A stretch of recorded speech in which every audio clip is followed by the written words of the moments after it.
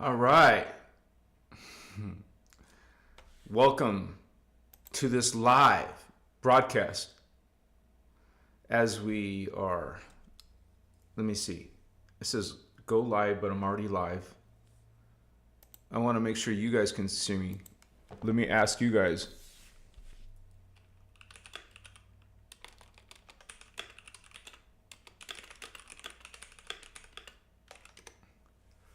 I don't think so. Maybe there's some issue. Sorry. Go live. So testing.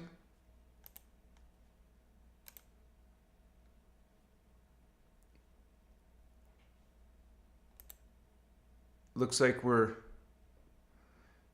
starting live. Sandra, everything's good? Okay. Thanks, you guys. Much respect and good to see you, Sandra.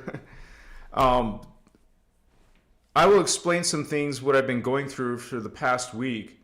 I just want to make sure there's more people present. And so thank you all for being here. Welcome to this live broadcast as we talk about Lightworkers and what that really means from the Emerald Order point of view, Machiwa. I got a new candle. If some of you noticed last time, the white candle started spilling again.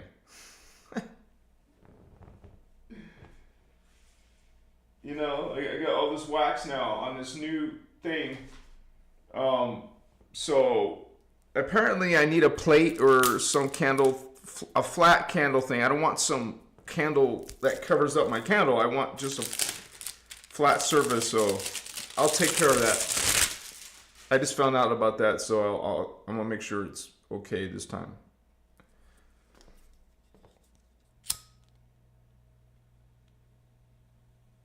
There we go. This is pretty long, so if it gets messed up again, I'll just move it more. But thank you guys for your patience tonight. We're gonna be going into what is a light worker. And notice the word right there, light worker. This is someone who is conscious and aware of the light and connecting to the light, communicating through the light, expressing light, shining light. And it's a choice. All beings, all life forms have the divine gift of free will. And so you exercise your free will as a light worker to connect to the concepts of light, to the theme of light. So this is something that is part of my life for the past, well, I would say even before, around 2010, I would say maybe even 2009. I started being interested in crystals. I'll be showing some of the crystals that we got right here. And once you're getting into like crystal books, you're reading all kinds of metaphysical information. And so that leads you into learning more information. You'll see references and you go look up what that means. But that's part of the path of being a light worker. You're learning spiritual knowledge. No, let me double check here. And if you guys ever have any questions, please make sure you tag Christos Avatar TV in your message, just like Sandra did. You just put the @ in Christos Avatar TV. Let me say hello to everybody. We have Violet Chakra. Greetings, Christos. I was looking for a way to contact you directly. I sent you an email. Thank you, Violet. Much respect, sister.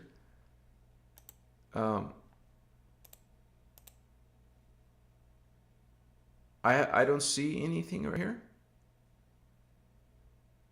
I see an email from Natalie, but not from Violet.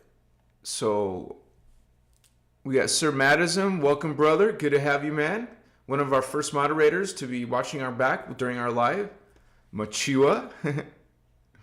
Sandra in the house. We got Epic Shorts in the house. Freelancing for Freedom. Good to have you. Greetings to you, Cassie. 33 people online. That's our first sacred number right there, Machiwa. We got these synchronies sometimes on our show, like 5, 6 or more, you know. So that's the first one.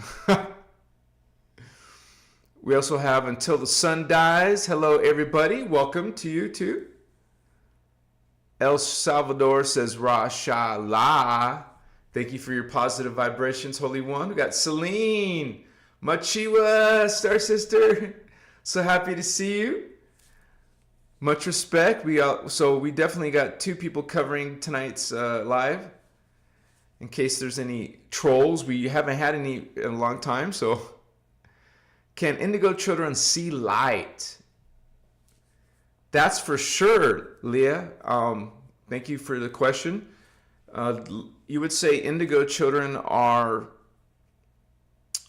You would say, when you say light, do you mean the good side or do you mean actual light spectra? I would say both. Indigo children resonate with light, the law of one, unity consciousness, Christ consciousness. That's a being who's focused on the light. So for sure, that's their purpose for being here. The purpose of indigo children is to assist the earth, planet Earth, and the humans who and all life who live on it to raise the consciousness, to go into another level of ascension, spiritual evolution. They're not saviors, but they're here to help guide, to be wayshowers to remind those who are on that path how to do it. Because there's a bit of amnesia going on with the human race. We forgot who we are, where we're coming from, what our true identities are.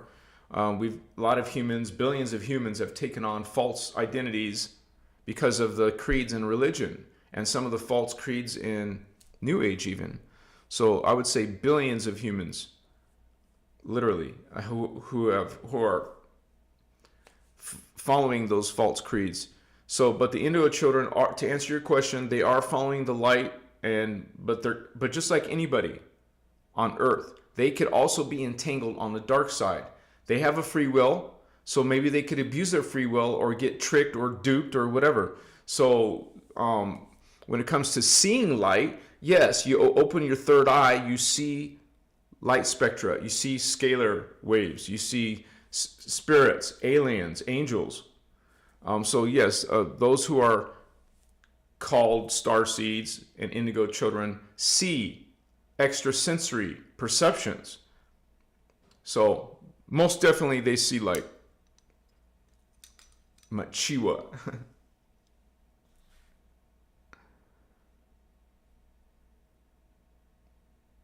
And we have Indigo Wizard starting it off. Woohoo! 999, thank you for that super chat, brother. Much respect. And he also has a message. I am always here about those, sometimes just observing, but always here. Machiwa. Thank you, Holy One. Much respect, brother. And good to have you. Now we have 3 moderators with us. Thank you for that exchange of energy, Indigo. Much needed, brother. What's up, Busy? What's up, Holy One?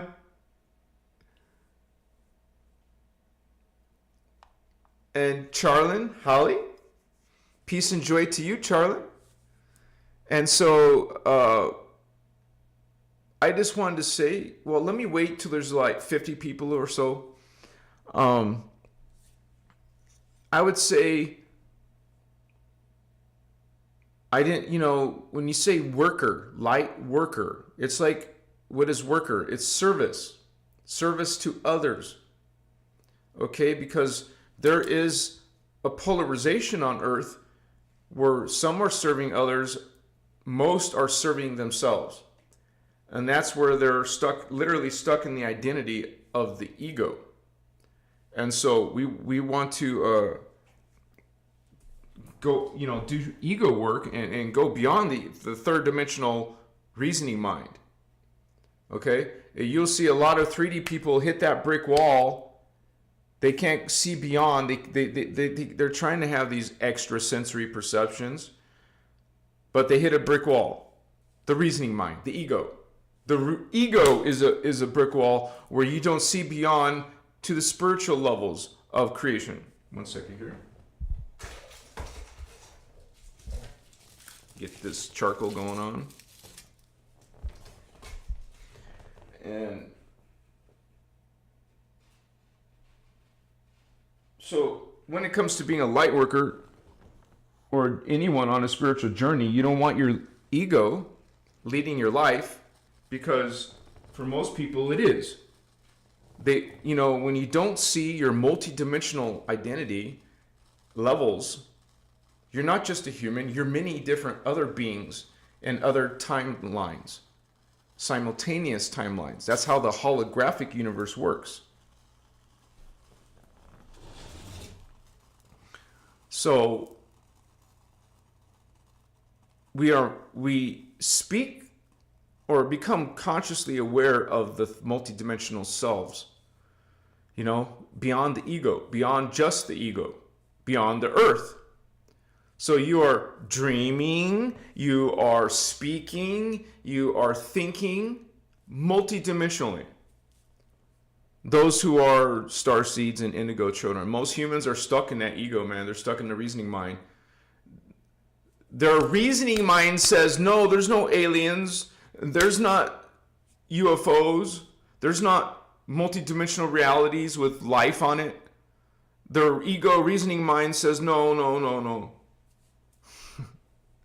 So you want to go beyond that wall, brick wall, and realize a greater level of yourself by going on a spiritual journey, going into stillness, practicing mindfulness. You will start to find more of yourself. This is why we say, know thyself as a multidimensional being, not just as a little human me. And once you do, you'll think differently. You'll be, speak and have different relationships. You will outgrow the old self who only saw its ego self, or was only living through the ego, into unlimited potential. It's truly amazing when you start to realize the whole, God is great. When you start to see the many levels of creator and of creation and of oneself and ourselves, it's very, very, you would say, it's almost like a huge boost in your tempo, in your growth, your spiritual growth. You're like, aha, I understand, I see beyond what I didn't see before. Almost like there's that wall that people hit, and so they're not continuing, they're not expanding, okay, because you have to go beyond that 3D self, that ego self, to see the potential and to actually experience the potential. And because one thing that people may not realize is that when you come into Earth system, your soul essence goes into the fetus of the baby to be, go through your mother's womb, and then 9 months later you're out as a little baby. You're going to grow into an infant, a teenager, an adult. This is a being coming here and becoming awakened. Hopefully, not all beings do. You awaken to that part of yourself that is beyond the ego. Now, light workers, you would say, have found themselves interested in the spiritual. They most likely have experienced empathy or some type of past life memories or some type of paranormal or supernatural experience.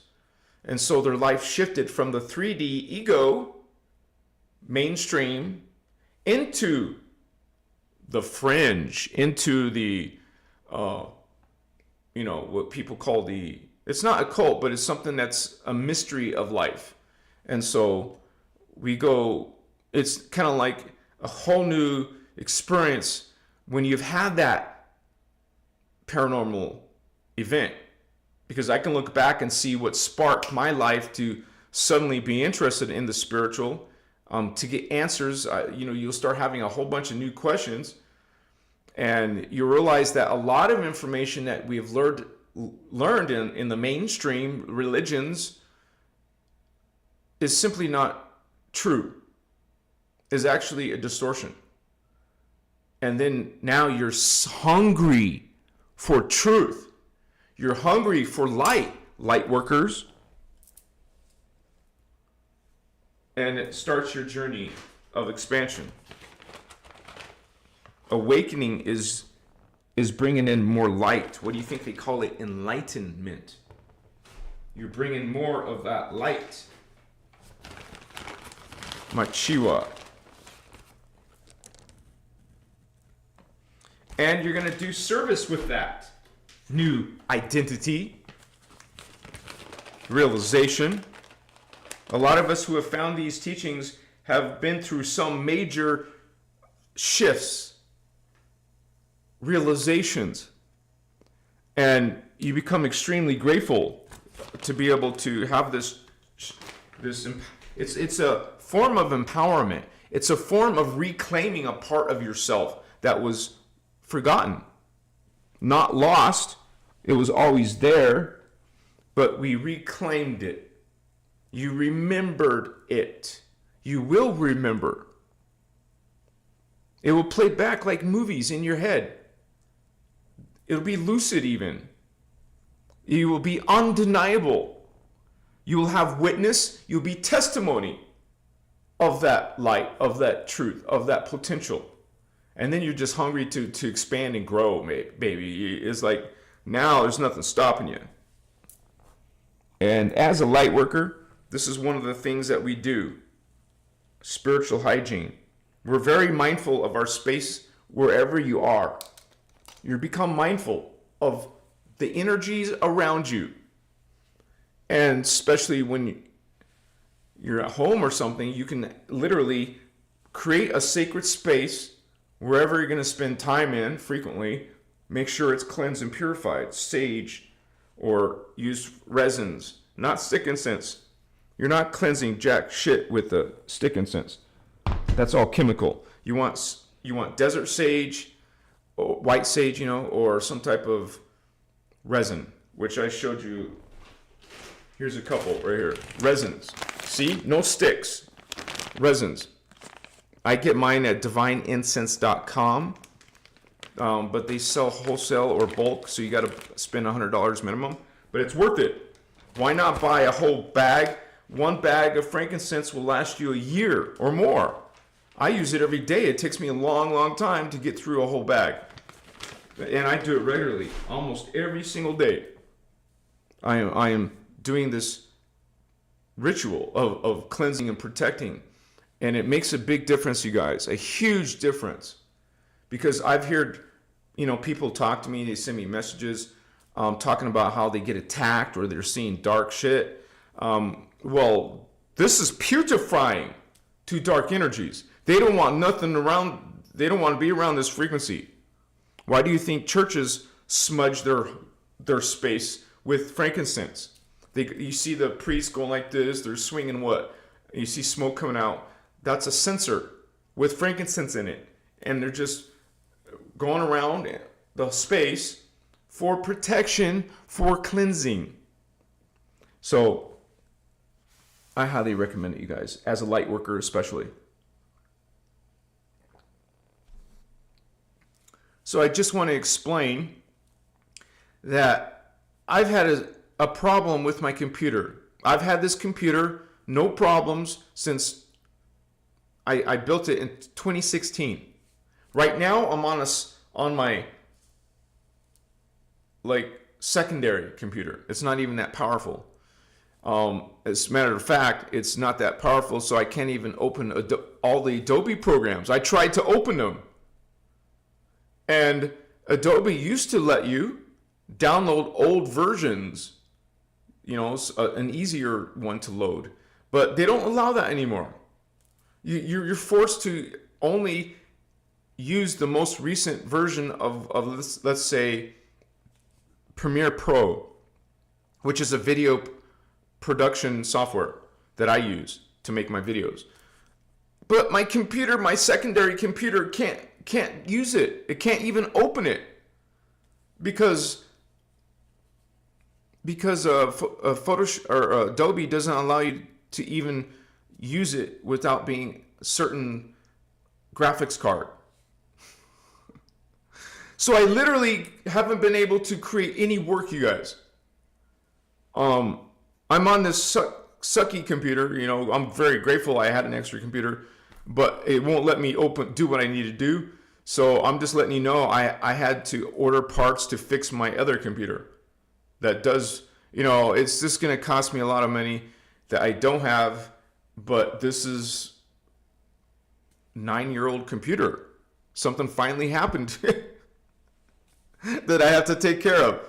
And it has something to do serious, like a CPU is heating up. You got to fix the cooler or something else like a fan, and it's a nightmare trying to diagnose it. But just letting you know why I didn't make videos this week is because of that reason. I can do a live because I'm just using my cell phone and a green screen with OBS. So that's not a problem. So I'm sorry. I usually create at least 3 or 4 videos a week plus the lives. I'm going to have to make up for that as soon as I fix my main computer. So anyways, being a light worker is a choice, and I choose light. Okay, there's plenty of people who choose, you know, it's very interesting how you get these false teachings of like Gnosticism telling you that there's the Demite urge and that you're automatically are shadow, you're born into shadow and it's part of creation. It's a lie. It's BS. So we choose light because there's a spiritual war going on, and darkness wasn't always here. It happened 250 billion years ago. And as a light worker, you choose with your free will light, and there's going to be others who choose a mixture or a false light. They could be false light and thinking that, oh, I'm going to be working in shadow and light. Because you'll see people say that. They'll see that's what people think, that's the way reality is, and that's the way God is, and that's the way your spiritual life is going to be. Those are false teachings. Those are distortions. According to the Guardian teachings, there has been Metatronic distortions in the New Age. It is Metatronic. Whoa, what's happened there? What the shit?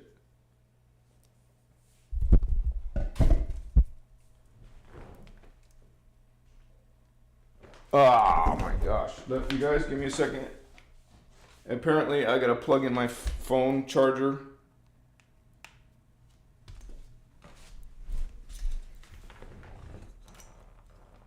Like the phone is died. I didn't know.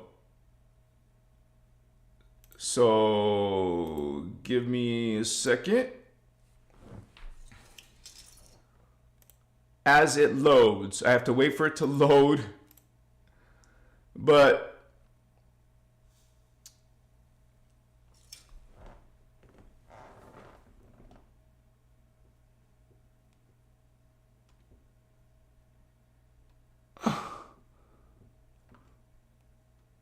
oh, come on.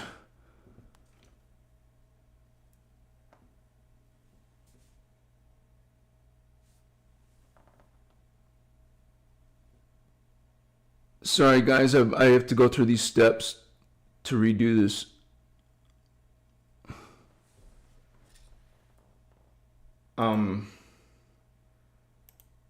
Okay. You guys can see me okay and everything? Just let me know. Sorry about that little hiccup. I didn't know my phone was low. It's not as if it gives you a warning either, right?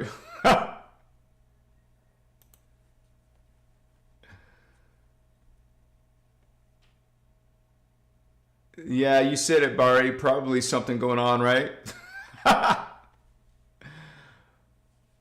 Barry Schlusser.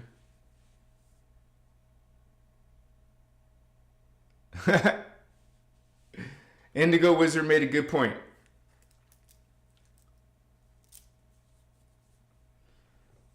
Usually it's just energies. It could be my personal energies. It could just be what else is going on in this area or the city or the nation or the species, or it could be a mixture of things, but we don't blame it on planets, you know. Forever G. We're sharing the links to the Voyagers books 1 and 2. And if you want this smaller book, this is awesome too. It's called Angelic Realities. They're not just books, you guys. They're not just physical books. They're actual, and it's not me. It's Ashiana Dean. They're also on PDF, so you can download it to your phone, to your computer, laptop, whatever. And this is a huge body of information as a light worker that I resonate to, and a lot of people of this channel resonate with. And so we see ourselves as, you know, connected to these teachings, connected, and only, you know, it's kind of like confirmed in our own information, our own, you would say, spiritual experiences.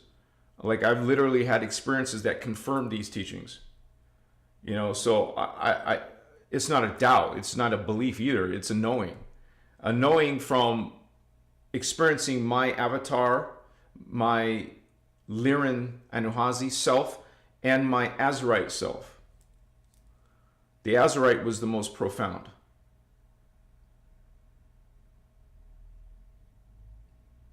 Well, I can't say that exactly, but when it comes to memories of lifetimes, past lives, future lives, the Azurite was the most powerful lifetime memory.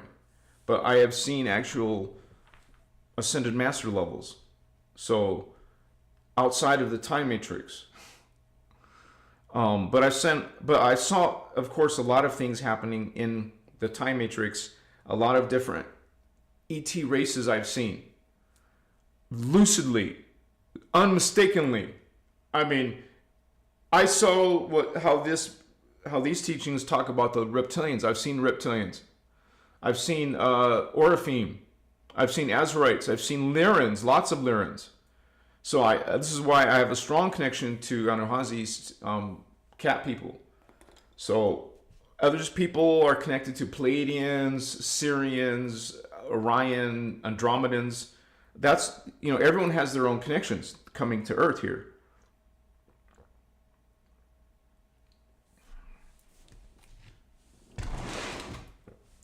So, sorry, the microphone is a bit far away.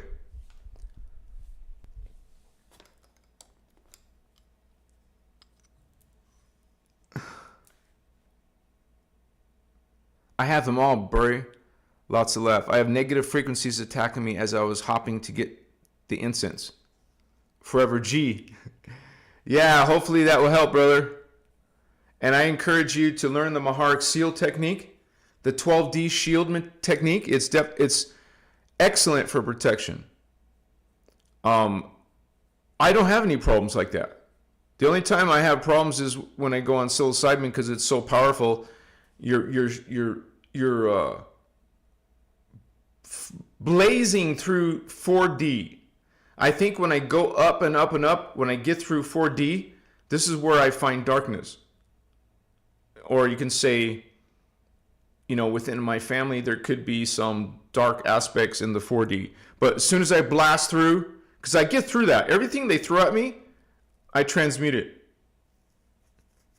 And then go into the freaking unbelievable, heavenly, fantastic, loving experiences. But I have to get through that. And I tried to help other people. Like there's young people who live next to me, you know, and they ask for questions. And I tell them that if you're going to be doing this medicine, you need to take it very seriously. You need to make sure your own energies are in, you know, a high vibration, in a high conscious level before you even try it. you know, and it's important to try to fast the day before. And so you have, and plus, do your Maharic seal. Of course, they didn't know what that is yet. They're not ready for that. But you also want to be praying. We don't call it prayer. We just call it direct connection, vertical connection to Elohai, Elohim, blue flame, which is where all life in the matrix came from. Even the gold flame came from the blue flame. The violet flame came from the blue flame. All life came from the blue flame. So that's the main source that I connect to.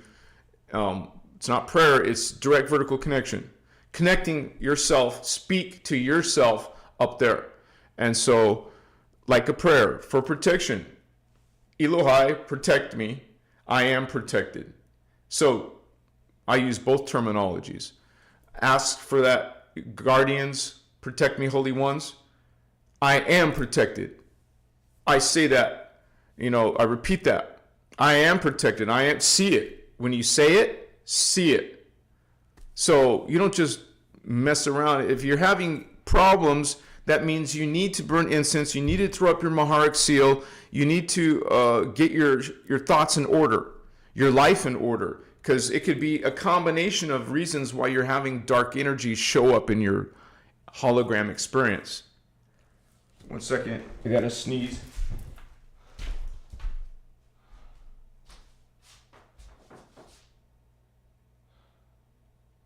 I guess not.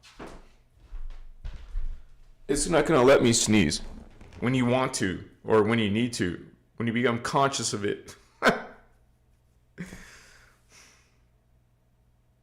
So, since I didn't sneeze, now I need to blow my nose. Sorry, guys. What's up? Am I getting lost?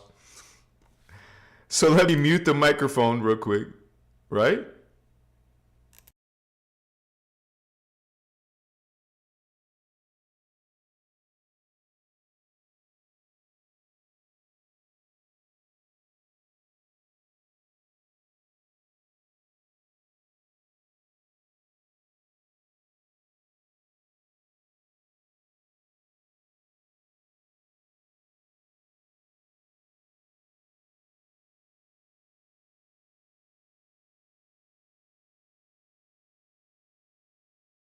Testing, okay.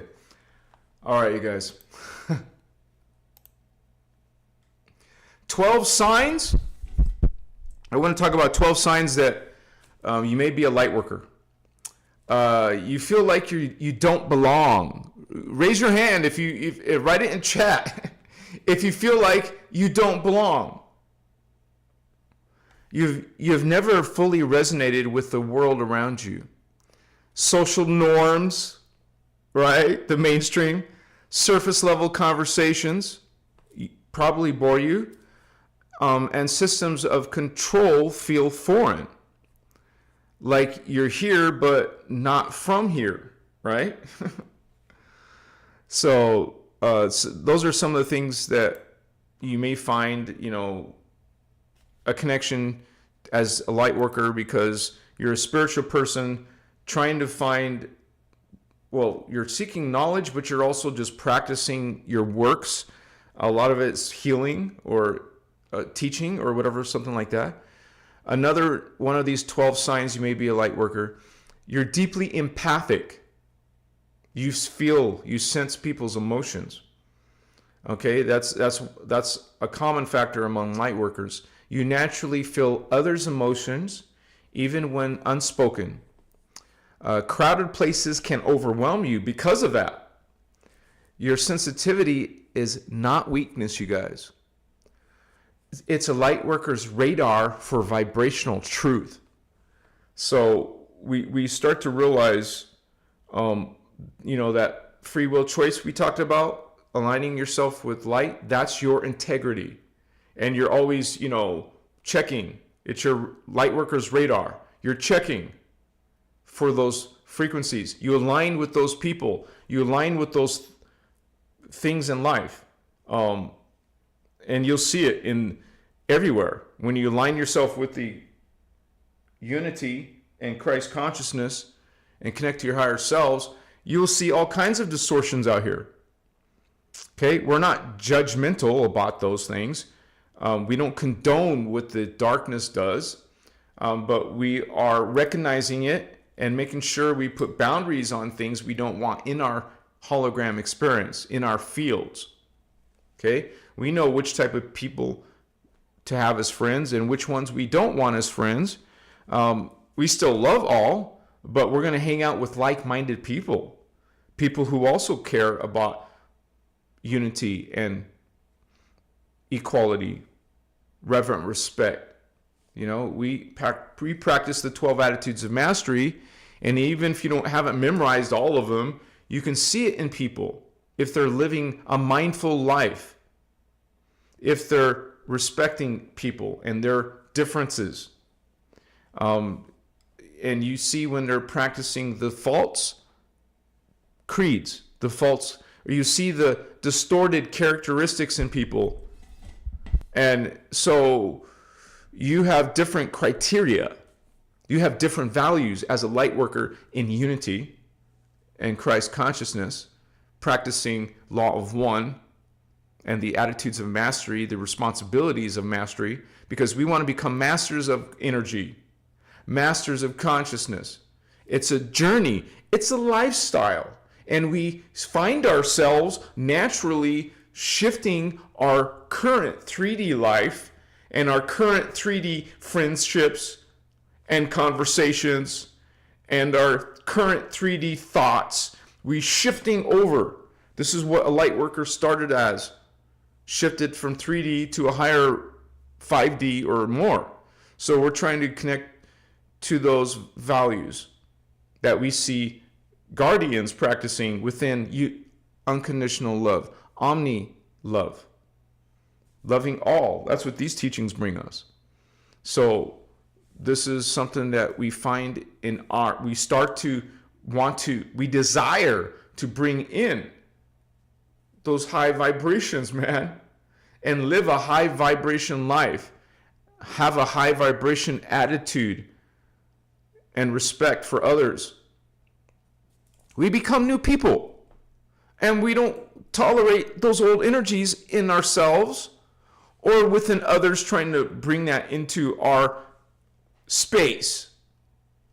Just like we did the incense, and because we're mindful of our space and we want it clean, we want it protected, not because we're weak and we're afraid, because we're aware, not clueless. We're aware of what most people are not aware of, that there's a spiritual war playing out, and you have tools to measure it, to see it, to work through the positive energies, and realize there's a whole spectrum of energies out here, and you're the one bringing in the light energies, the love energies, the awakening, ascending energies, expansive, not constrictive, not controlling. Okay, others play that game. That's not our game. That's not the guardian way. We're practicing the guardian way because that's what light workers are. They're guardians. They're not thinking about themselves. Light workers are service to others. So some people call that, what's that called? You don't just not think about yourself or care about yourself. You're not a martyr. Those are distortions. But your service to others, you're helping assist. But remember, we're all God sovereign free. As a light worker, you're God sovereign free. And in those who you may be trying to help are also God sovereign free, but they may react or trigger or, into their lower conditioning, their lower habits. They're used to behaving or thinking or being suspicious of certain things. So we have to deal with that, but we don't come down to their level. We try to maintain our level. And it's almost like you learn how to do spiritual aikido, spiritual kung fu, when someone comes at you with distortion. You know how to handle that. And there's times where you just walk away. You don't allow that. respect yourself, you guys. Love yourself enough to walk away from any abusive partner, any abusive conversation, aggressive, negative, vampiric, narcissistic. Okay? If you care about yourself, if you have integrity, you will not allow that energy. And we can do that politely. We don't have to be rude like they're being rude or disrespectful. We can hold our light, hold our frequency. Because if you're triggering, you're not holding your frequency. You're not having discipline or self-control. And that's a very important part of being a light worker. It comes with experience, you guys. Don't expect to master it in a few days, right? But as long as you're aware of it, you're going to be working on it every time it comes into your experience. When some person, some low vibe anything comes into your life, you know how to deal. And you don't get stressed, you don't get in fear. God, sovereign, free. And actually, one of the 12 attitudes of mastery is fearlessness. We behave in this reality, in this 3D, fearlessly. Know that you're protected. Know that you're connected. Because you are.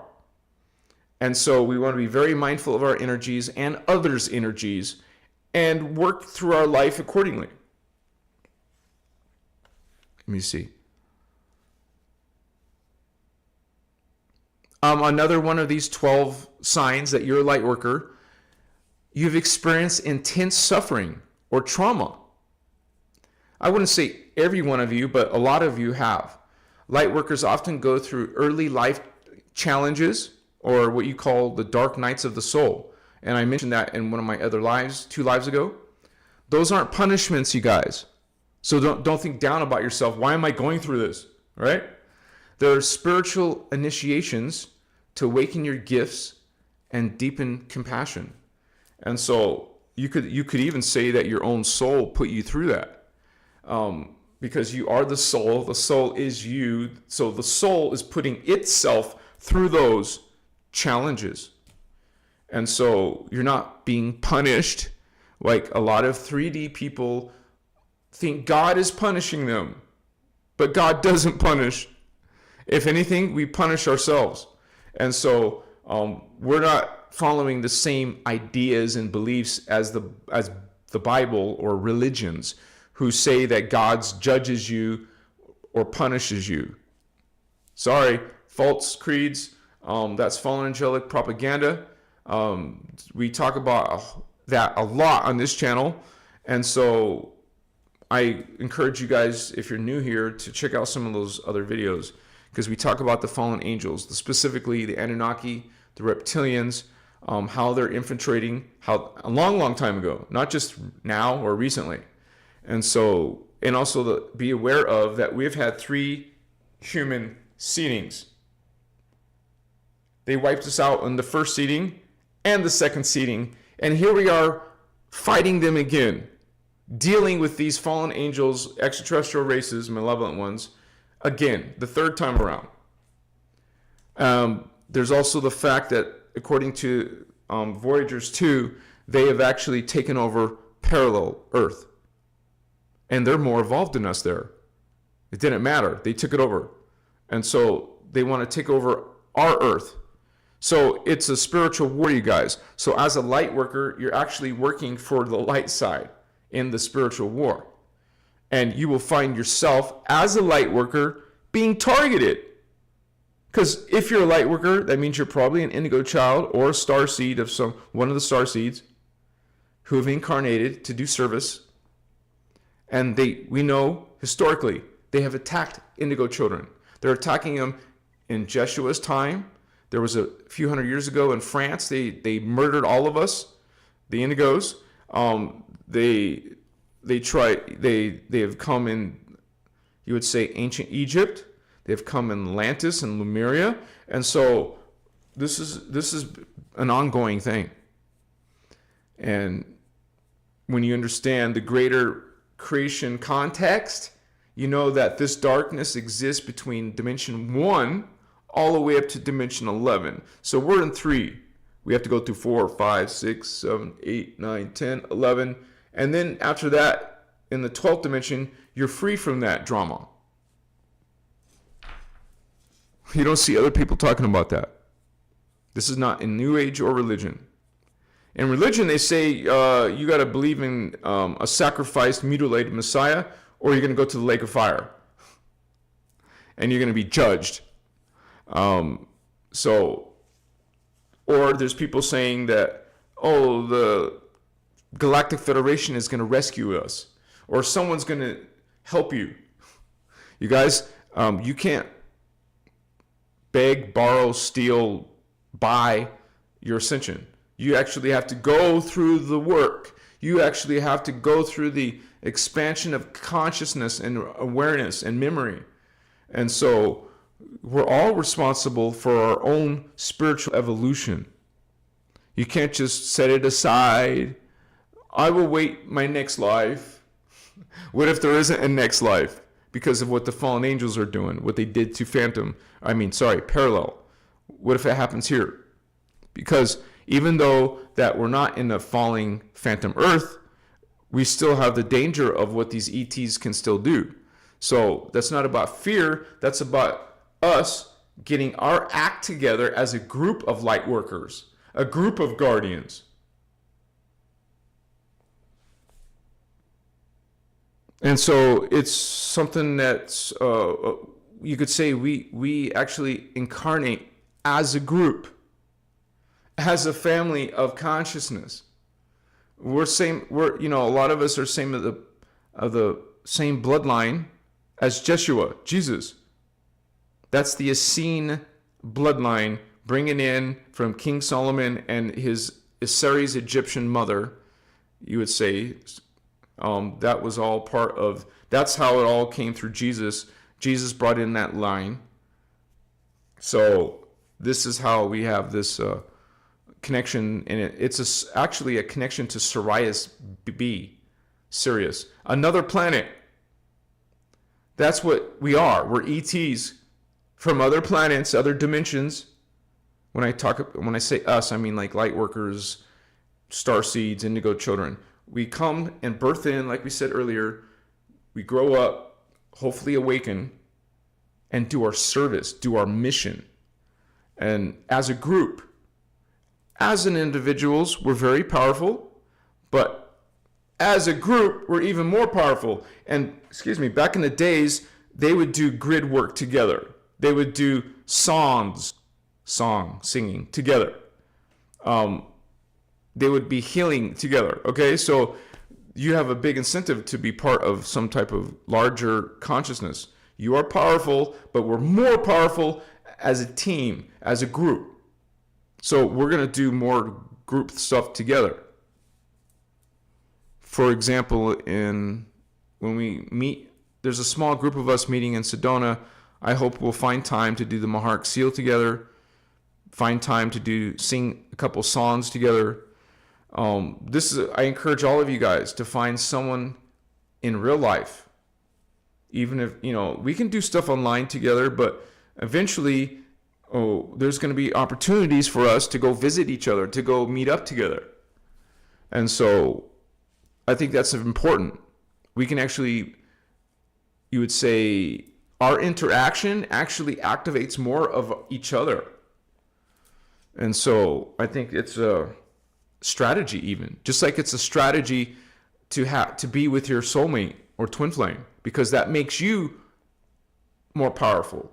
I've heard our Ashiana talk about how your field of being alone is 2.5 times, can be 2.5 times bigger with your soulmate or twin flame. Each of you becomes bigger, and so instead of being alone. So that's proof right there that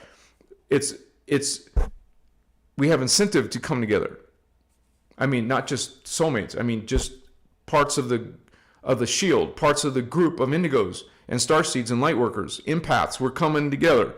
Come together every now and then. If you live next to each other, that's even better, right? You can make it more regular. I'm so used to living on this side of the country, southwest, Arizona, Nevada. My whole life has been in basically Nevada and Arizona.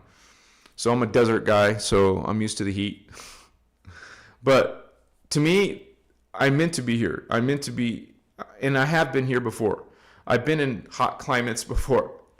So even in Egypt, it's a hot desert, right? So we have this multi-dimensional identities, and we can connect to those. We can remember those. Much respect to all of you coming on in to this transmission. And we have another super chat from Kevin. Woohoo! Another 999. Thank you, Kevin, brother. Holy One. I appreciate that exchange. This is how I stay alive. You guys are actually keeping me alive and keeping me fed and a shelter over my head. Thank you guys so much.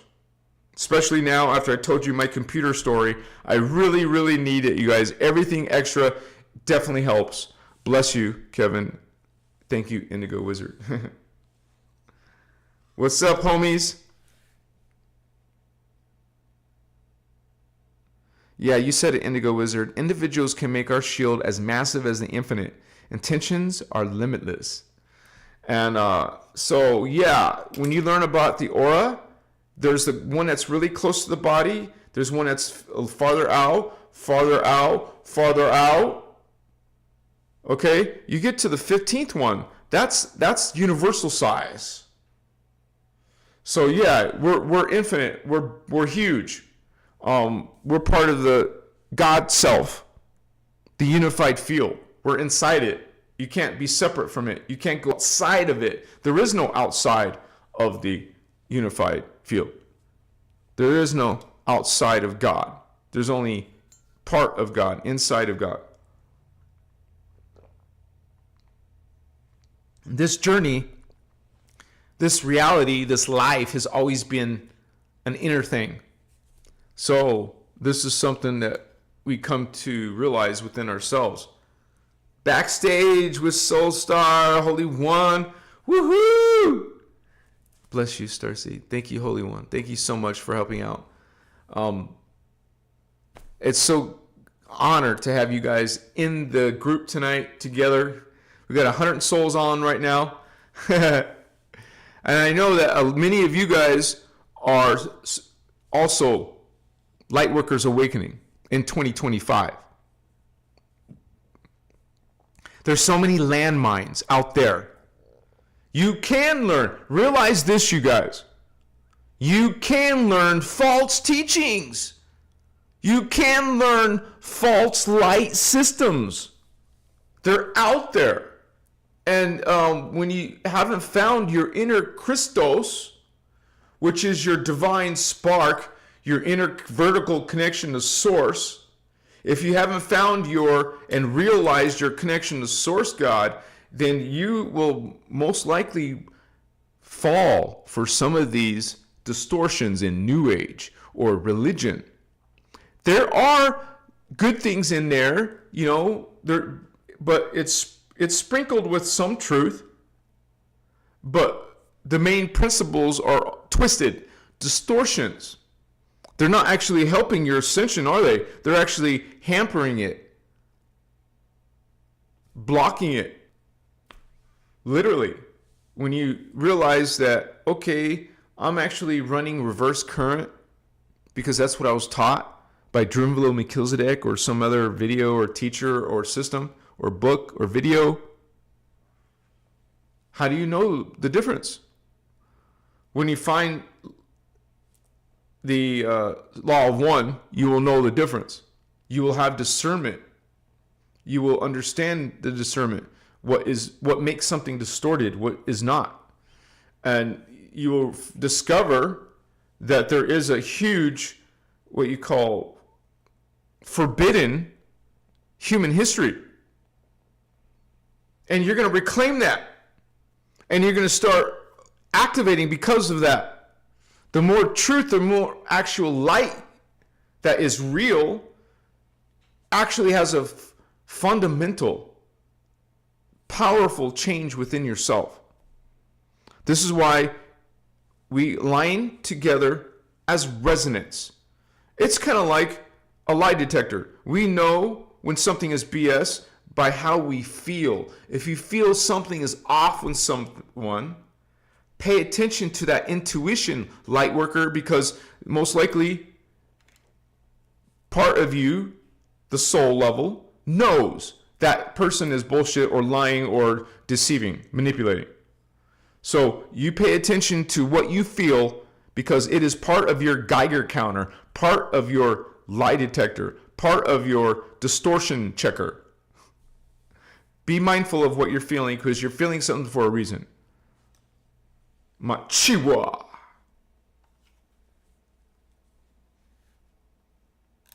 And so here's out of the 12 signs, here's sign number 4, okay? You have a strong desire to help others, whether through healing, teaching, listening, or creating. You know, artists, singers, dancers. You feel fulfilled when you're uplifting others because it's your mission. Service isn't just a job, it's your soul's natural expression, right? So when you starseed light workers came here, it's part of your natural consciousness bringing it to this level. So you're bringing your higher self to this self, or part of you, a part of the earth, part of the timeline here. You came from a higher timeline, a future one, like 5D is a future timeline of 3D. So you came from the 5D, the 6D. You came here with your natural expressions coming through the ego, beyond the ego. You know, you've gotten past that, hopefully.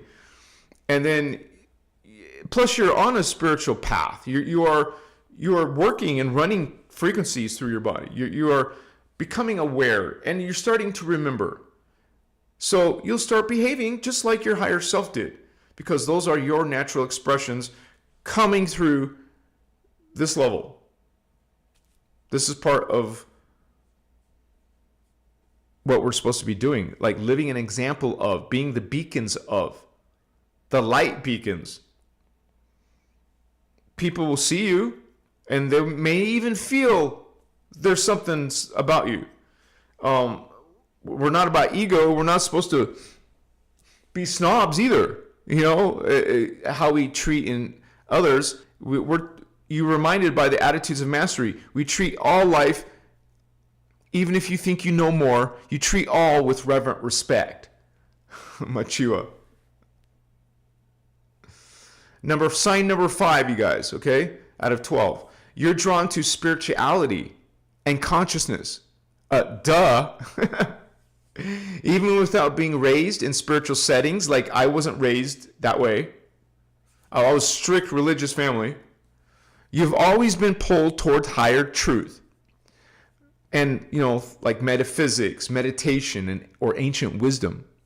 Whether it was good, right or wrong or whatever, something in those type of topics drew you, as if you're remembering, not learning. What we're actually doing is relearning, remembering. And you find those spiritual topics and information and books and videos and content creators interesting, because part of you is from those levels. Part of you knows this stuff you're trying to learn, which you're actually relearning. You already know. So you're reclaiming that knowledge. And then you could say, you know, you hear these people talk about downloads. I got a download. Well, that's part of remembering. I suddenly remembered now. Now I'm getting pieces. I'm getting information that part of myself knows. So opening to your higher selves is bringing in their higher knowledge, your higher knowledge, your higher self knowledge here. I'm downloading from myself, my family of consciousness. Remember, this is very specific, these teachings. They talk about you having 1,728. 1728. It's a big number. You have 1,728 other yous. What we call selves. You have many, many other selves. And you could be downloading from multiple selves. You know, that implies that it's from a higher self. Download, not upload.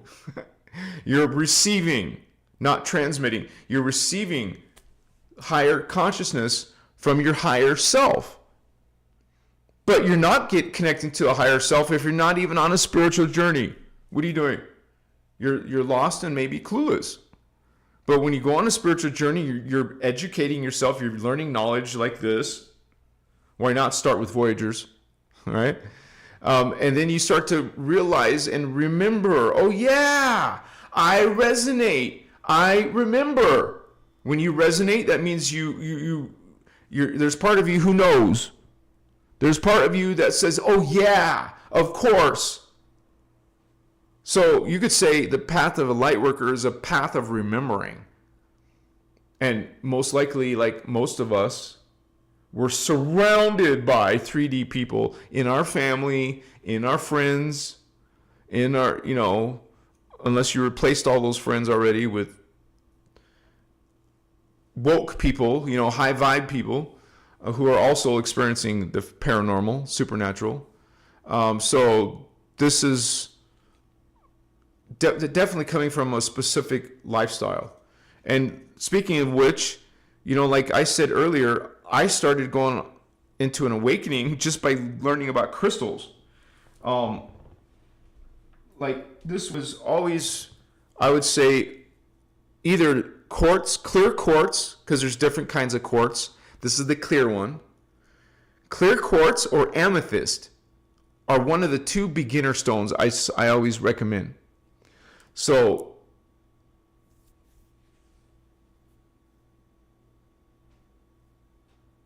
even if you're not high, you don't need to be high.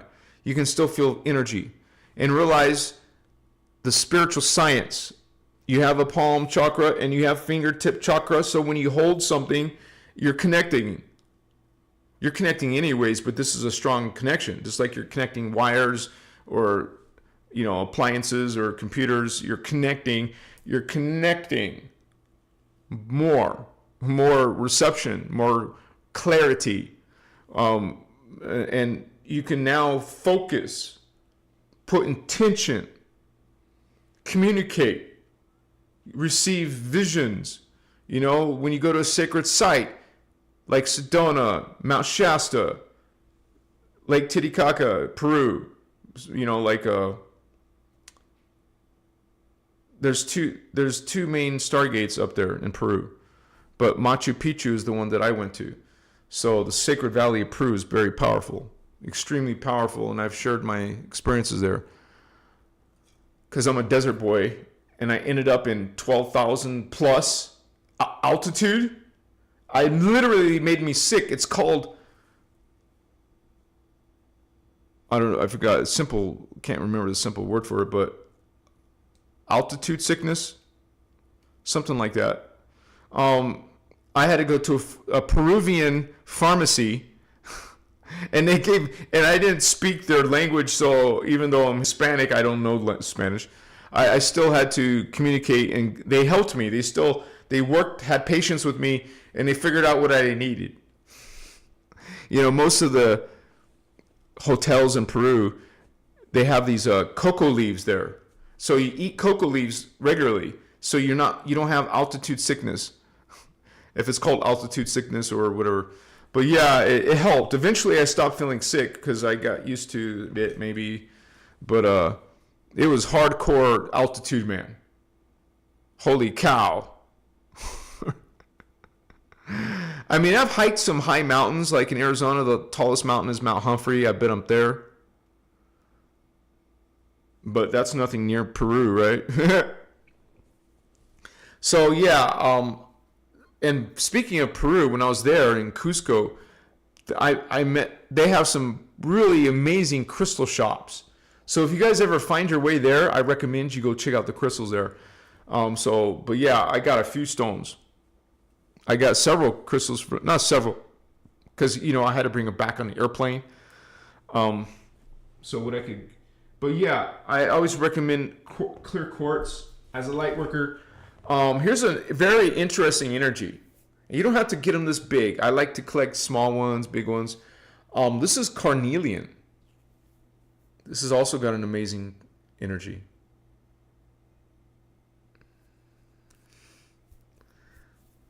I love crystals, man, and how they make you their frequency, and they're literally crystalline, what you call sacred geometries. It has very strong frequencies. Humans can abuse these and use them and weaponize them, but that's not what I'm doing. That's not what you're doing. So they can be friends. You can co-create with crystals. You can charge crystals. They're using technologies like sophisticated technologies, scuba diving equipment, microphones, computers. The crystals are powerful energies, so you can learn how to work with them. And they all have different vibrations, all have their own, you would say, purposes, intentions.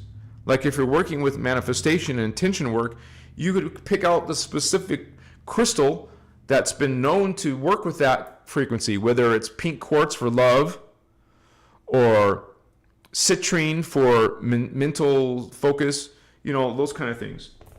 Black crystals like obsidian, hematite, or whatever for grounding or protection even. Carnelian could be used for protection because it's more of the red stone. There's not that many red crystals, but that's close. Now here's another baby. Woohoo! So I'm sure if you guys are light workers, I'm sure you're either wearing, oh shit.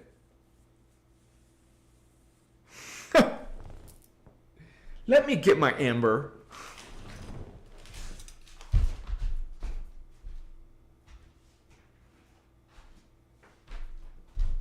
See, my hairs, get my hair off.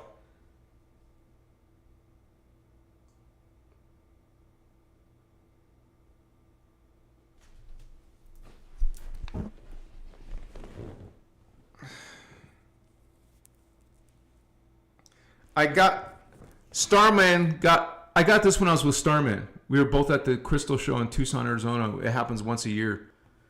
More hairs. Is that my hair? No. He's got one just like this. Well, not exactly, of course, but And Starman's probably here. He just doesn't always talk in the chat, but most of you light workers are probably wearing crystals or have a few crystals. And so this is rainbow quartz. And it's one of those stones that when you move it around in the light, you will see the rainbow come out. It's freaking amazing and beautiful. Just like labradorite does the same thing when you move it around. So I sell these, you guys, and if you want one, I can hook you up with a small one, that's the size of my clear quartz one. This is also another stone that I have plenty of, so I can sell these. This is a amazonite, beautiful color like turquoise. They all have unique frequencies. You can tell the difference when you get better at working with them. And so I like round ones. I mean, they're not all round, obviously, like this one. Anybody know what this is? Fluorite. And there's ones that are just one color, but this one's multiple color, double pointed. It could be used like a wand, like or healing, because it points the frequency. That's why they purposely make pointed points. This is also fluorite, but it's all green. It's a green fluorite. So, and this one's stands up for you.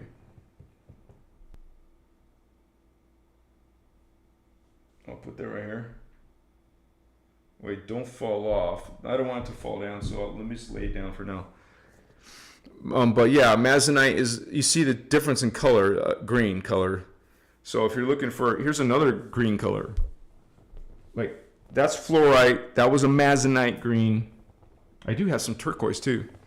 And this was a venturine green. If you're into crystals, a lot of people are into crystal skulls. I have a collection of them because I was buying them wholesale at the crystal shows, so I can sell them. You know, it's a business model. But this was a long time ago when I had a lot of money to buy crystals. But I still have a lot left. So this is one of my best conditioned ones. I mean, very good detail, because you can take crystals and cut them. The people who do that, they cut them into different animal shapes. And that has more meaning and more frequency, especially if you're aligning with a crystal of an eagle or a crystal of, whatever you think you connect to, like a spirit guide. I mean, we're not all learning about spirit guides here, but we realize it's really one of our higher selves or family of consciousness, and they come to you as an animal first before they show up as an ET. And I believe this is honey calcite. This is a freaking amazing stone. So grateful and lucky to have this one. I mean, the quality is freaking just beautiful. Honey calcite, baby. Yeah. Especially when you're high vibing or on medicine or meditating. This is why I like round ones. I'll have one in one hand and one in another hand, and you'll see you're co-creating it with it. Whatever comes, when you're in meditation, you get visuals. You get thoughts. You get ideas. Put a crystal in your hand, Lightworker. Now you're co-creating whatever thoughts. Now it's part of the energy of the crystal. So you're co-creating with it. I mean, it is two-way. Now the crystal's also receiving my biofield, It's also now operating in those energies with me. Yeah, this one's awesome, man. Just imagine this was in the earth. It's part of the body of earth. It's part of the consciousness of earth. These things take millions. Some crystals take billions of years, literally. Like a couple of them, there's one crystal that's 7 billion years old. That type of crystal. I have Auralite 23, and those go up to one. My hairs. If you're living with me, you're gonna find long hairs. This is between 1 and 2 billion years old. Auralite 23.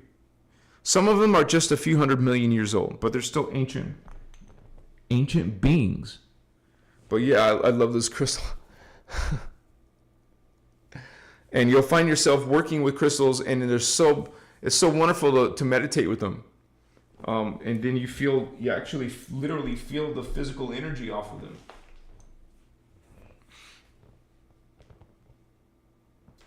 I guess that's all the ones that I wanted to show you.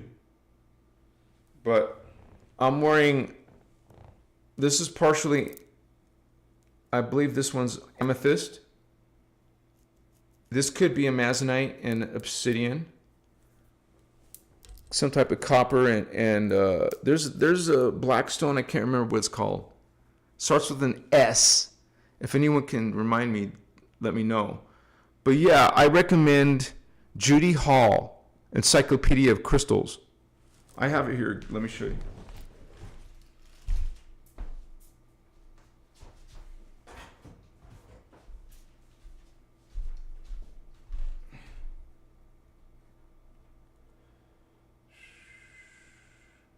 And this thing is amazing.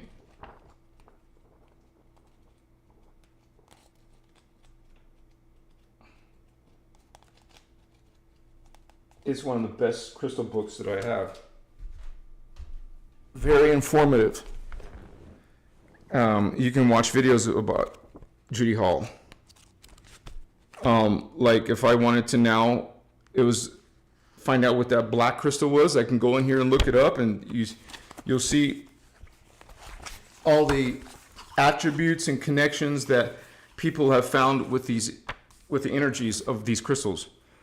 It's a life form, an ancient life form, a multidimensional life form. Crystals are, just like your multidimensional life form. So you're experiencing them multidimensionally. And so as a light worker, we realize the positive energies that can help our journey in one way or another. And then we realize the things that we want to stay away from. So you learn about those things and adjust your lifestyle accordingly. Machiwa. Blessings to all of you coming to this live and hanging out with us.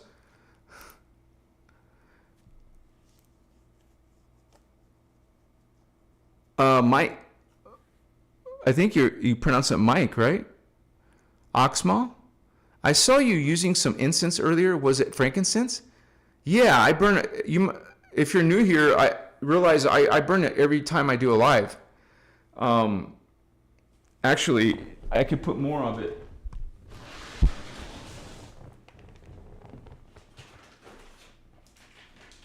This is the exact model number and exact name, frankincense.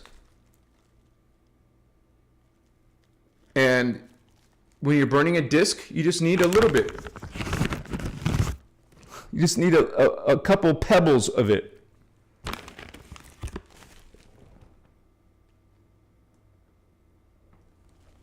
And so, especially if you're meditating or in medicine, man, I burn this stuff like crazy when I'm on medicine, because I know sometimes I get attacked when you're flying through the dimensions. You're going through the dimensions and not all of it is positive until you get out of there. And I try to tell this young couple that, but they still have some dark energies, or they let them intimidate you. So that's another topic, but we just live in God's sovereign free and realize that you have the power. You have the power to dismiss any aggressive, negative spiritual energy coming into your experience. And so that's what I end up doing is first they try to trick you because the medicine's so strong. So you sometimes takes you a while to realize what's happening, and then you shut it down. You realize I'm God's sovereign free. Goodbye. You're not welcome here. You're not allowed here. This is my space. You're not allowed in my space. And they can't stand these energies. This is frankincense. Now co-creating with this powerful, protecting, cleansing. It cleanses and protects. It's like spiritual bleach, baby. What's up? You want to get all those low vibe crap out of your own light body? This is one of the ways. And plus you do your Maharic seal. Plus you put intention. It's a process. You can stack things. Use more than one thing. Like the crystal, like the anything. Even something that has a powerful charge for you. You see it, it has a powerful reaction in you. Like a symbol, a specific symbol. When I was a shaman, I had all kinds of these little statues of little things that mean something to me, that were like the fox. The fox was a very strong spirit guide in my life. So was the dragon. So was the wasp. One of my strong spirit guides was the wasp. And I found an acrylic block of a wasp. That means it's covered in acrylic. So, after it died, someone's preserved it. Well, that's a good connection. On my palm chakra, connecting to my spirit guide that kept visiting me lucidly. Not to mention the dolphin is another strong spirit guide. But I've had many, many spirit guides. I've had the thunderbird, the phoenix, the seahorse, the scarab. I've had different crazy spirit guides come, and it's a communication. It's a introduction. It's a visitation. They're spiritual beings having we're spiritual beings having a human experience. So we're going to meet in the spirit world somehow, some way. So let me hydrate.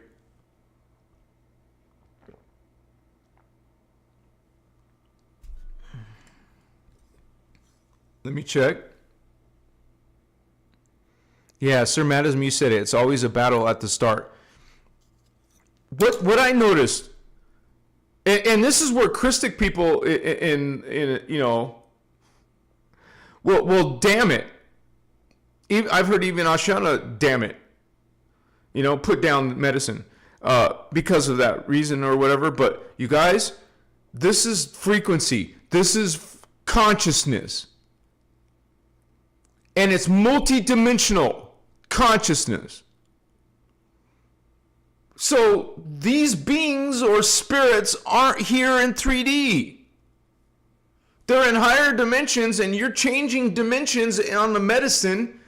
You got to bust through the low vibrations. You can expect low vibrations just like you meet low vibrations on Earth. Doesn't mean you stop doing the medicine because you got scared. It doesn't mean it's bad now. You see all these 3D ideas. Oh, it's bad for you. It's going to put you... What's it going to do? And so... and plus, when you do this and you see it happening again and again and again, I know it's part of the experience. It's part of the experience that at the beginning, somewhere at the beginning, you get attacked, or you see darkness, or shadow. But part of you knows, okay, I knew this was going to happen because it happened before, and before that, and before that. But I know also what happens as soon as I break through that. It is godlike. It is beautiful. It is perfect. And I do mean perfect. What's a sacred geometry? Perfect. You see blessedness. You see extremely, extremely divine beings. So was it worth it going through the dark shit until for 20 minutes, 15 minutes, whatever? Because it's a 6-hour-long experience. It is truly a blessed gift. That medicine, you put it on your salad, mushrooms. Mushroom is a blessed gift. You realize the properties it is? The properties. They were created to shift you temporarily. You're not doing this 24/7.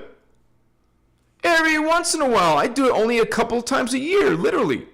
I haven't even done it. This year? I have to check my memoirs, my notes. I only do it a few times a year. I want to do it when I'm in Sedona. That will be one of my times this year. I just want to say that I'm telling you guys ahead of time, because when I show you the footage, you're gonna like, oh, he told us this 2 months ago. Yep. I'm telling you now that there's going to be a ton of spirit orbs in my videos. I mean, I'm going to be hunting these spirit orbs at night, and you're going to see hundreds, thousands of spirit orbs in my hotel, or when I'm with my friends, or when we're out, or whatever. We're going to see thousands of spirit orbs. I can't wait, man. So I told you guys ahead of time, so you know it's not BS. Anyways, I've made a few spirit orb videos on this channel, and one time was when I was in Sedona with my friend Tanglefoot. She was catching them hundreds of orbs too on her phone, while I was capturing them on my phone, because they were freaking everywhere in Sedona. Because why? Because it's a major energy vortice network there. It's not a Stargate, but it's connected to the Stargate. Does that make sense?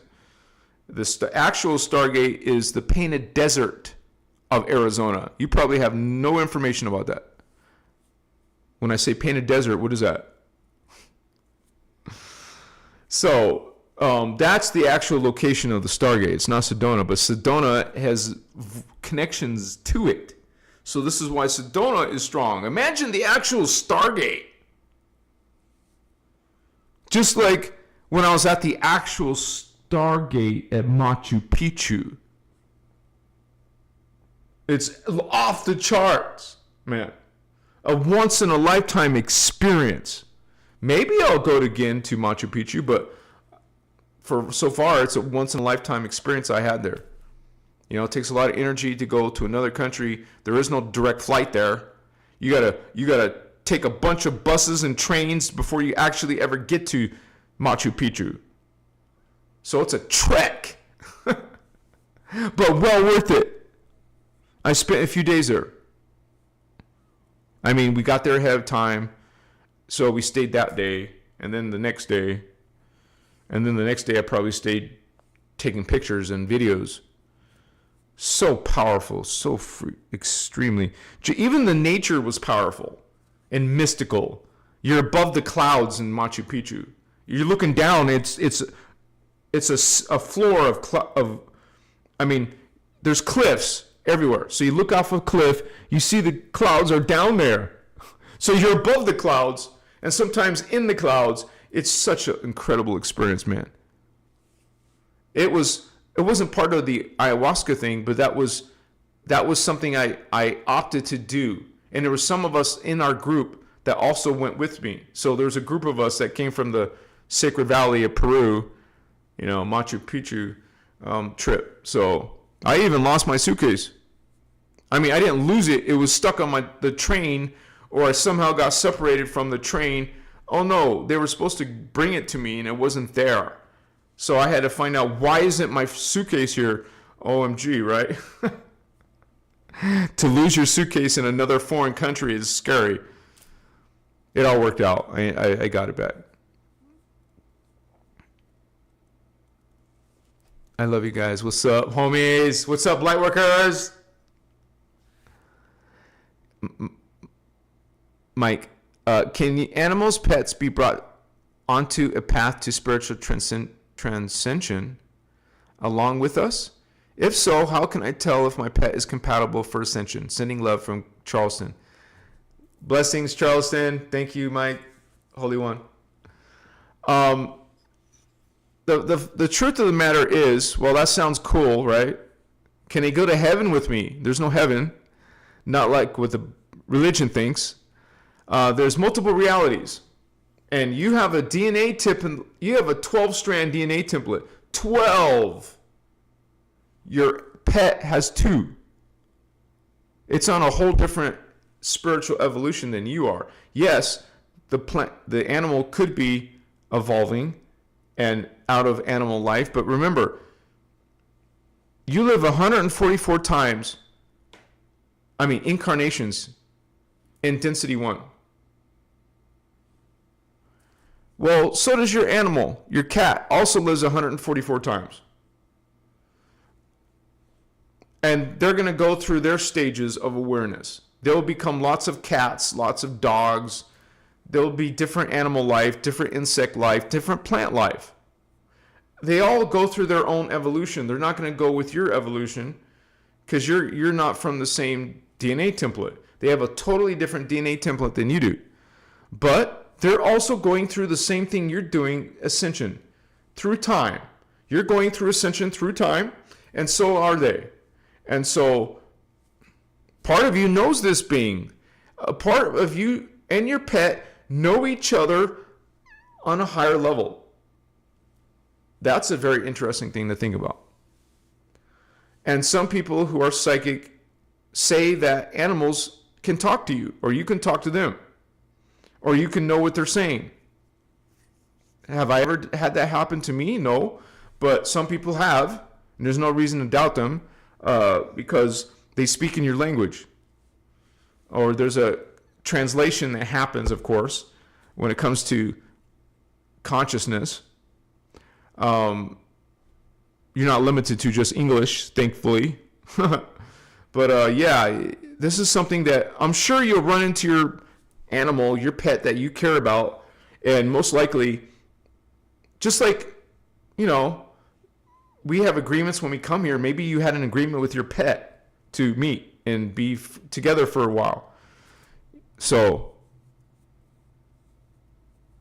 that's my 2 cents, and that's what I believe from the Emerald teachings. That they have a different DNA template, a much smaller, but so it'll take them longer, but they too have a chance to go into the higher dimensions. They won't always be a cat or a dog. Just like you're not always a human, thankfully, right? So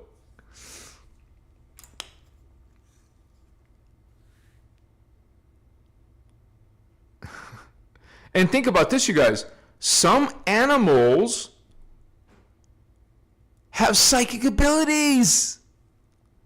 And also, by the way, so do kids. Mostly kids are more psychic than adults.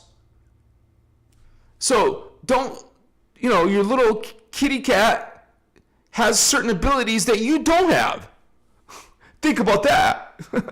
And there's how many different species of animals and all their different unique abilities?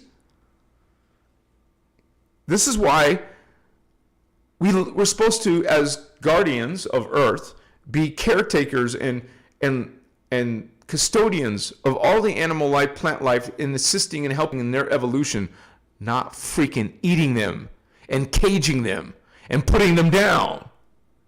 That's not the Christic way. That's not the guardian way. That's not God's way. Chihuahua. Love all life and have reverent respect even for a potato bug.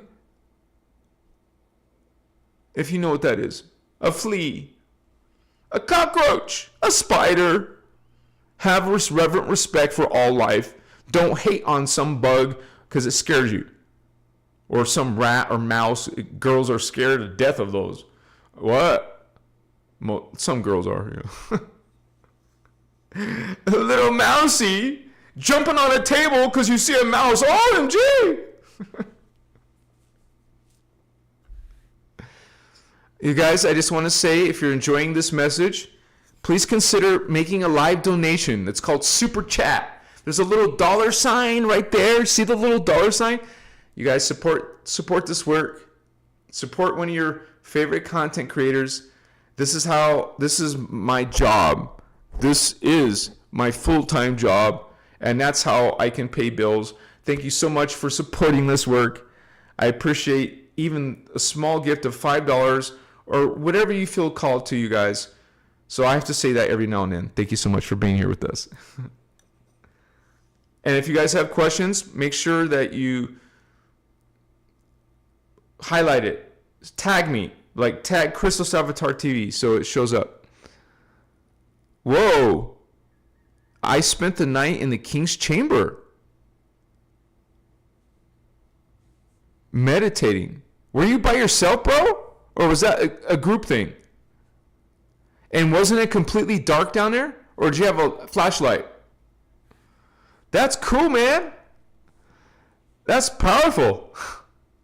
Because underneath the pyramid is Stargate 4. So it's got to have some frequency, baby. What's up? Yes, they built the pyramid over Stargate 4. The Guardians did. So, of course, that's compromised, but still, there's going to be powerful energies sitting next to a Stargate. Spending the night in the Stargate. And that's what I call one of those once-in-a-lifetime things, right, Sir Madison? Thanks for sharing, BJ.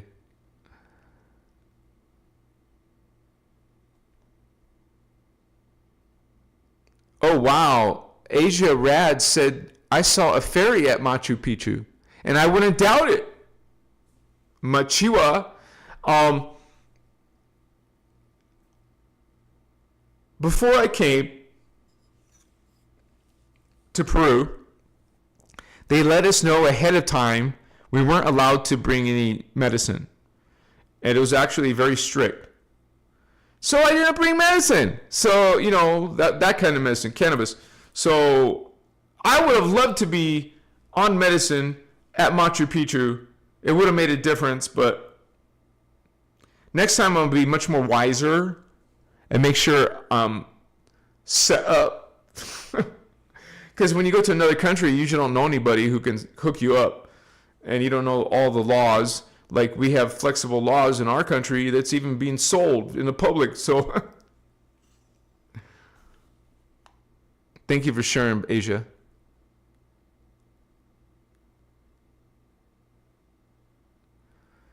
Maztat, I was possessed by a higher dimensional being and could experience the higher dimension. Haven't been able to myself. Actually, you don't need possession. That's actually a very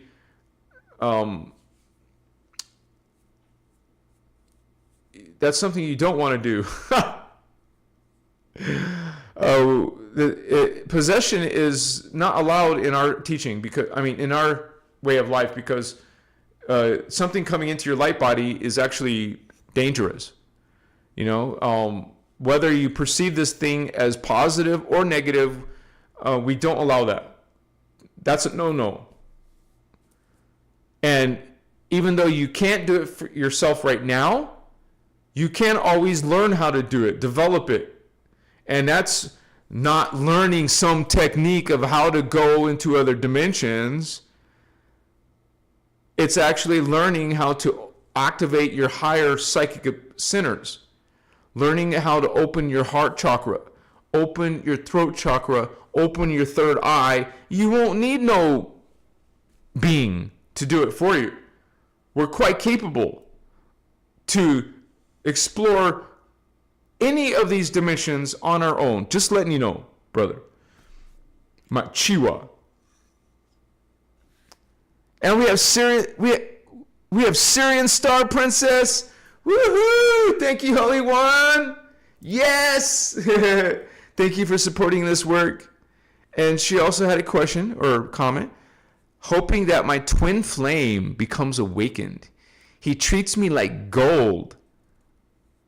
Us meeting activated me. Thank you for your time investment. Thank you for sharing, Syrian Star Princess. Machiwa.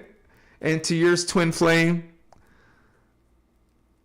And I'm sure they will become awakened because they're with you. They're twin flame. So together, there's so much more possibility. So don't hold your breath. I'm sure it will happen, Holy One. And you can put that intention, right, Machiwa, in your relationship. Put that intention in your relationship. And it will be so. Much respect. Imlatin with the 6-pointed star. Vato Loco. Woo! The Christic 5-pointed Merkaba. Machiwa fam, love you all. 999, powerful number, Holy One, what's up? Thank you, brother. Much respect. I noticed you changed your icon there. That's cool.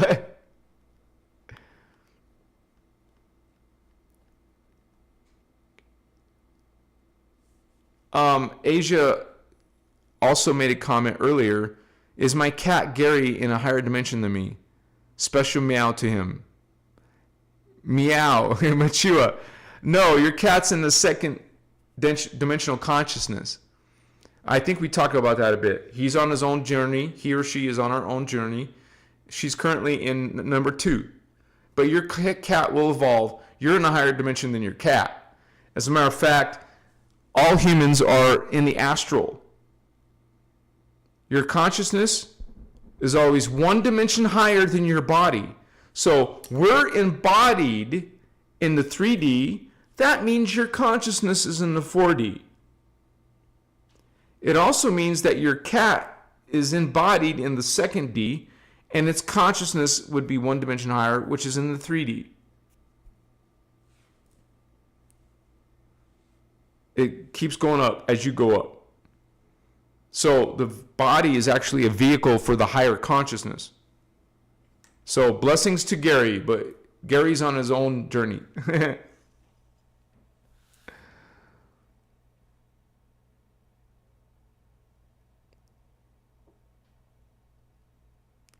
Alicia, my grandpa worked the Queen mine in Bisbee, Arizona. Excuse me. And he was a dump truck driver, brought home all kinds of turquoise. Oh, yeah, you definitely get that in Arizona. There's a lot of the Native Americans, when they have these shops, they're selling turquoise all over certain places near the reservations. It's a beautiful color, very strong. I have some turquoise in my collection. It's actually a very expensive crystal. I mean, more expensive than some of the others. Your grandma and your dad? Yeah? Thank you for sharing, Alicia.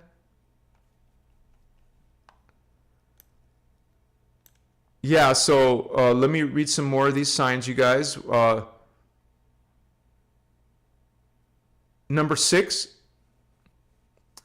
The sixth sign of being a light worker, you're sensitive to energy and vibes, which is true. You're going to pick up things more than a 3D person would. You pick up on subtle shifts in energy, whether it's in people, environments, or global events. You may feel drained by negativity or lit up by high vibe frequencies. So that's one of the signs, you guys, if you can check for yourself. I mean, maybe more than one of these signs. And you can start to figure out, yeah, I'm a light worker, right? So I would say that when I was younger or in the 3D, I didn't perceive frequencies as I do now. So that's something that becomes a part of your reality, because like I would like just call, in my past, I would just call this a rock. Okay, what am I supposed to feel? And I would have this whole negative attitude, pessimistic attitude, and I would think it's all BS. But now I can literally feel it tingle when I couldn't before or didn't before. It's always, that possibility is always part of you guys.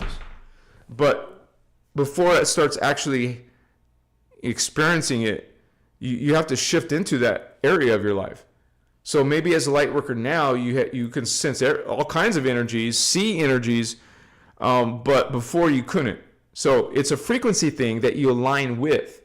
You eventually will align with those energies, and while most people will think you're full of BS, you can say you feel something and put it in their hand, and they can't, because they don't have those higher chakras open. These are higher dimensional chakras. These are the ones that humans experience. 1, butt chakra, groin chakra, and the ego chakra, those 3. So they're not going to feel jack shit from a crystal, right? Just saying. This is why if you have that sign that you do feel energies, this is one of the signs that, yep, you're a light worker. Number 7 out of 12. You challenge the status quo. Big time, hello. The mainstream, what everyone else is following. You question everything. Reality, politics, society, and even your own beliefs that you used to believe, right? You feel that something deeper or more divine exists behind the illusion of control. Like we see here on Earth. You're just start to recognize all these distortions. You start to like have all this realizations. You go in this truth seeking. You're truth seeker now, because there's a bunch of BS in the world. There's a bunch of lies in the world and distortions in the world. You challenge it. You see it.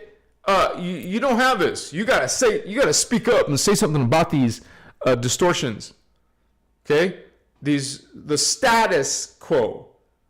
Okay, who's putting forward the status quo? All right, so we go beyond this. It's like you see in a lot of movies. You'll see where everyone's following a status quo, but there's a few awakened ones. Have you guys seen this movie Equilibrium? Have you seen this movie The Matrix? Okay, there's movies out there where you see everyone's part of the status quo, but you're not. You're going beyond that. illusion, that lie, that hoax. It's a sign that you're a light worker, homie. What's up? Give me 5. Machiwa. Number 8, sign number 8 that you're a light worker. You've had a spiritual awakening. Or what our brother mentioned earlier, you know, that trip of the dark soul thing, path. You know, the night of the dark soul trip. No, you've gone through some type of awakening, guys, and that happened to me. And then it starts this whole chain reaction in your life. That's what an awakening is. Holy cow, you see things totally different now. Now you start wanting to learn more knowledge. You start having more shifts. You start co-creating with plant medicine, and whoa, things are just going beyond. You're in this awakening, which leads to an ascension. You awaken, you awaken, you awaken. It leads you somewhere to a rapture, to a transmigration, a transmutation. That's when awakening, that's what really is the end goal of spiritual awakening. It's leading you to a shift out of this reality, literally, at the death process. You have, you know, a good 70 years plus to get your shit together, to awaken, and then when you die, your body dies. Then you ascend to the next dimension, which if we're in 3, well, that could be 4D or 5D or 6D. One of those 3. Unless you happen to be an archangel, you go to 7D, 8D, or 9D. If you happen to be an avatar, well, baby, you're going to go to 10D, 11D, or 12D. What's up? So, yeah, we have many people on many different, they're on their level of awakening. And we respect all people's journey. We don't compare. We don't put others down.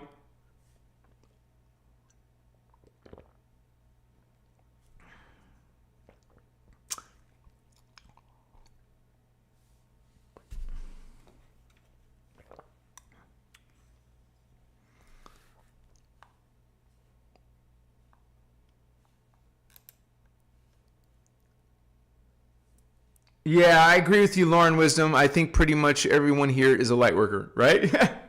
Actually, let's do that. Well, let's check the poll. Let's do a poll check. I'll do a poll. You guys answer. So we get an idea. Do you think you are a light worker? Yes or no? Do you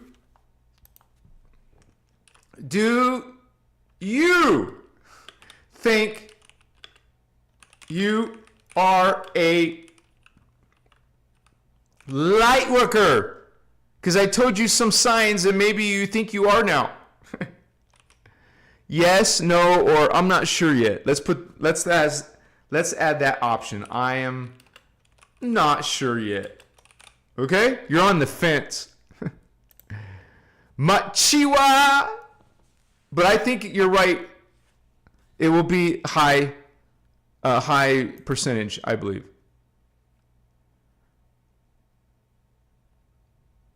Thank you, Lauren. Appreciate it. 88% is pretty high. We're down to 83%. It's still high. It's balancing out now, you know.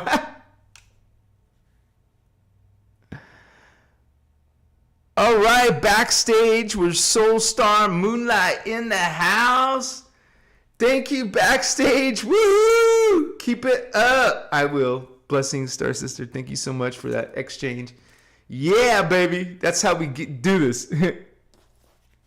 Much respect to you, brothers and sisters. 89% of you are light workers. Man, that's a lot of light. Let's shine that giant, colossal light. Okay? Not false light, real brilliant light. Shine your light. And, you know, Earth is not perfect. We're not perfect. We can make some mistakes, but we're always aiming for our highest version of ourselves. We're learning, we're hopefully learning from our mistakes and our blunders, and each one of those is helping us become a better, greater person. Unless you're one of those people staying in the same place. How boring. You're not, you're literally meant to evolve. You're not meant to stay in the same thinking, the same ideas and values. You're meant to grow and grow and grow in your spiritual awakening so you can ascend out of here. Go into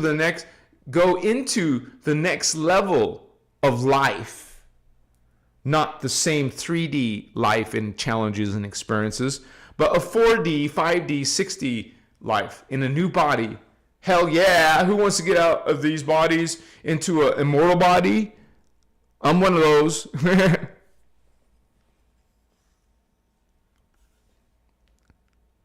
What?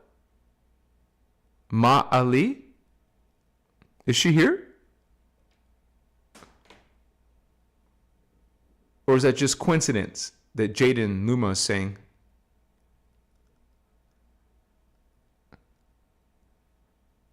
I'll be so happy if she's here.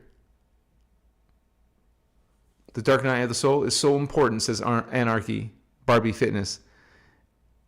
It's nothing to be feared and everything to be embraced. You said it, Holy One.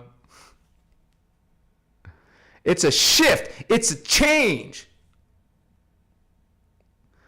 Mike Oxmal, this is a little personal, but once I tried raising my frequency and experienced some bowel side effects, to say the least.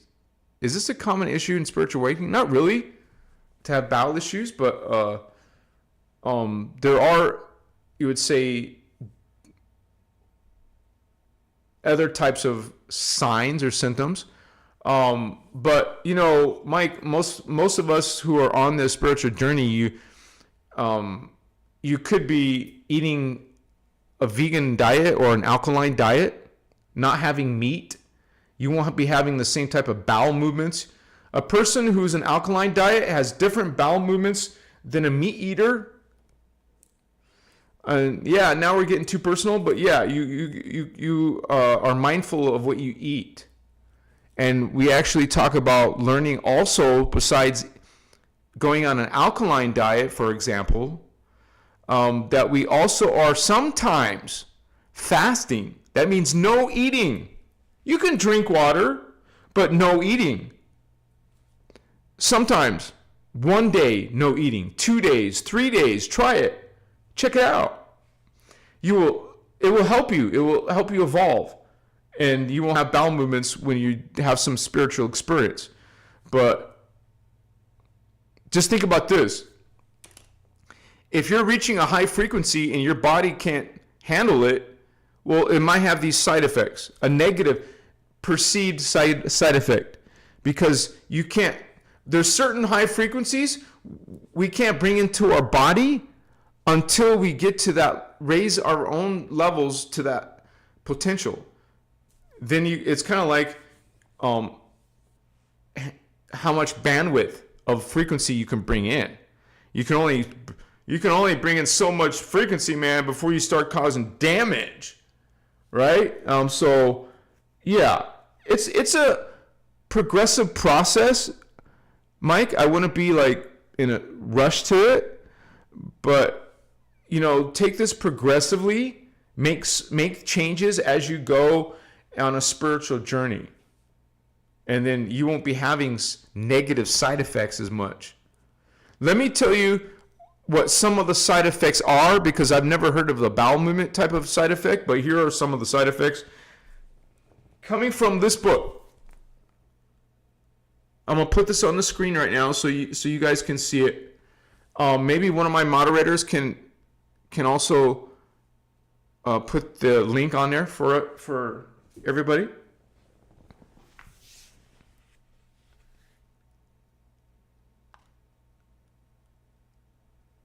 So Do I have angelic realities opened? What's up with this?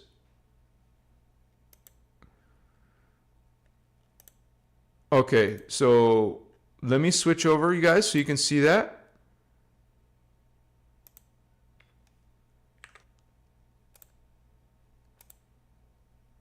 What the hell is going on? Okay.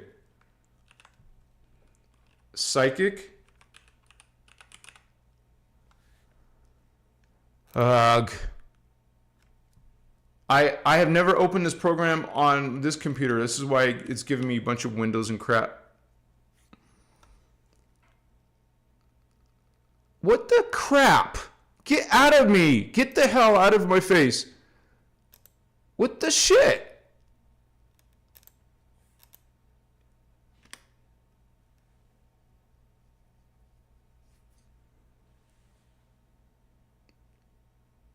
Well, it's got to find it, because I know on my other computer it'll find it. But it's going very slowly. My other computer is a lot faster than this. What the crap? It found it. Okay, so these are some of the symptoms. Actually, you won't find bowel movement here. Less fragmented dream recall. That means you remember more in your dreams. You actually develop lucid dreaming. These are the side effects. Spontaneous out-of-body experience.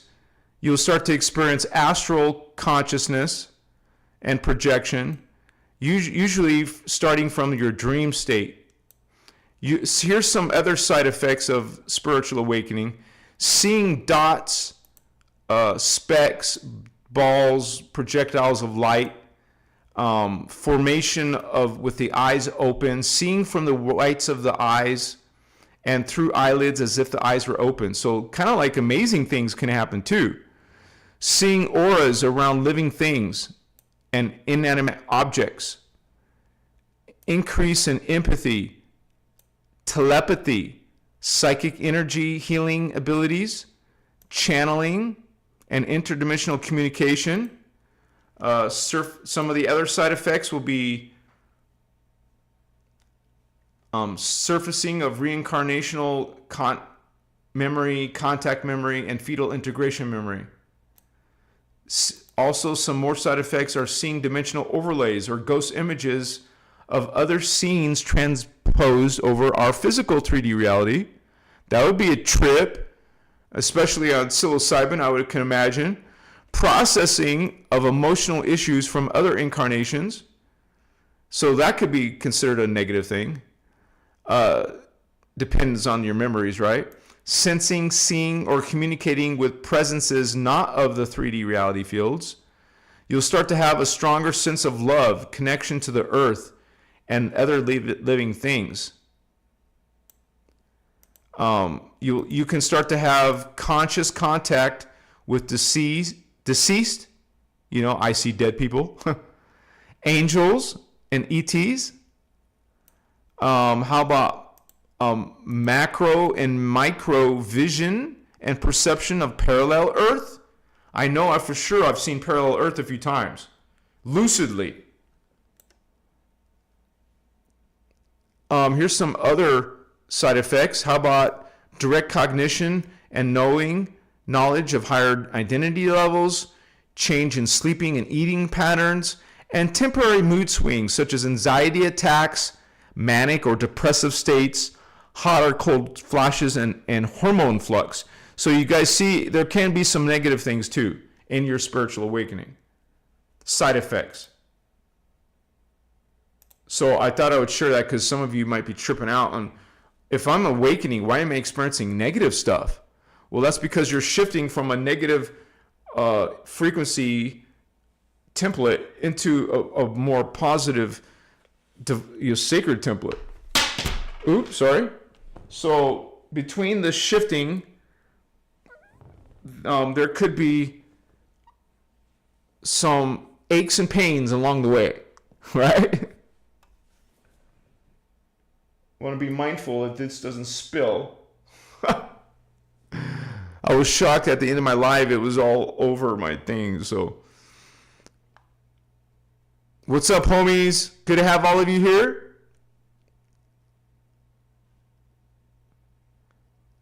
Mike, how do you suppose ascension would occur in beings such as conjoined twins? Well, both twins have a soul. Doesn't matter if they're conjoined or not. They both have free will. And both are going to choose they both will choose their path and what they align with. And you could have conjoined twins disagree. You can have twins, conjoined twins agree. So, but whatever the case, it all comes down to personal free will.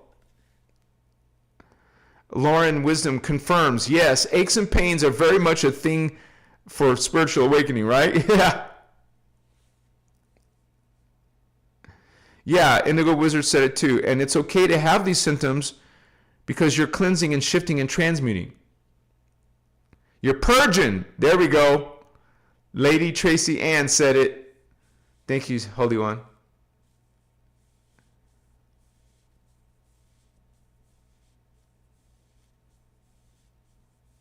What's up, Helena Natio? What's up, Helena? Blessings, Star Sister. Thank you for being here. I'm not doing awesome because of my computer, but I'm still in a good mood, right? Remember what I told you guys before? One of the things that used to make me react is if there's some problems with my computer. Now, I didn't overreact this time. I'm going with it real peacefully, but it could have been a trigger for me. Suddenly I woke up to having a CPU overheating problem.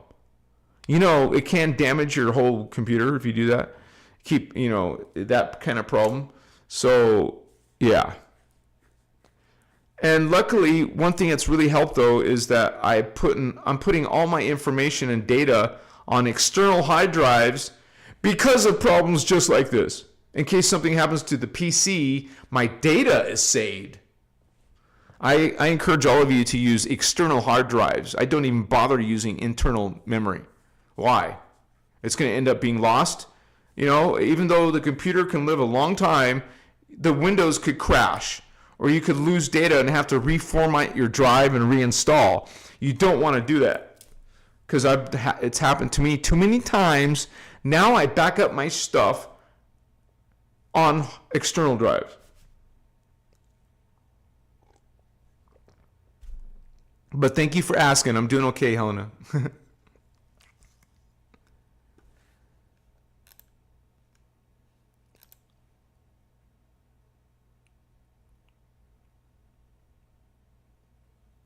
And we got Sage Up in the house. I would have to agree with what you're saying.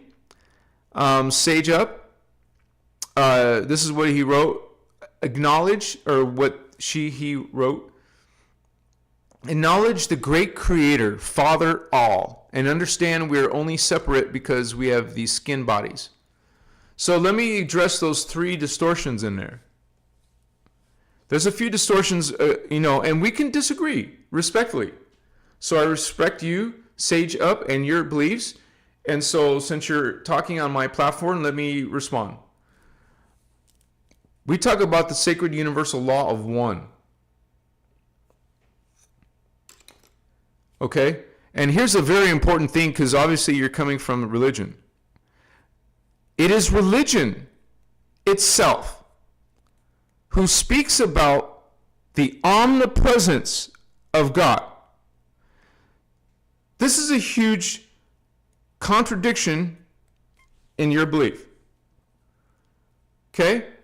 God is omnipresent, but then you say in the same mouthful that God is separate, or you're separate from God. If God is everywhere, how can you be separate from God? You can't. It's impossible. You contradict yourself. The religion contradicts itself. You either God is everywhere, omnipresent, or God is not omnipresent. Make up your mind, because it's contradicting information. God is everywhere. Omni means all. God is all present. God is present everywhere. First distortion. Second distortion. God is not a pronoun. God doesn't have a penis or a vagina. So God is not a he. God is not a she. It is human beings who put gender on God. It is human beings who wrote and transcribed the Bible. It is humans who think God is a he, a father. God is beyond a pronoun.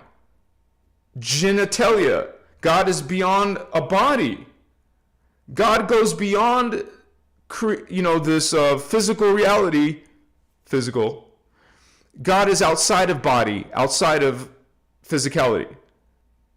God is neither a father or a mother, a he or a she. God is an it. Something that has no gender is an it.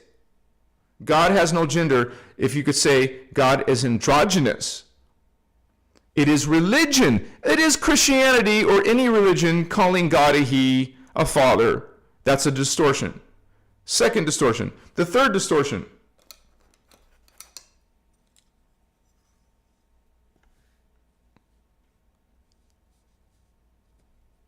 Oh, that was the same distortion that acknowledged the Creator.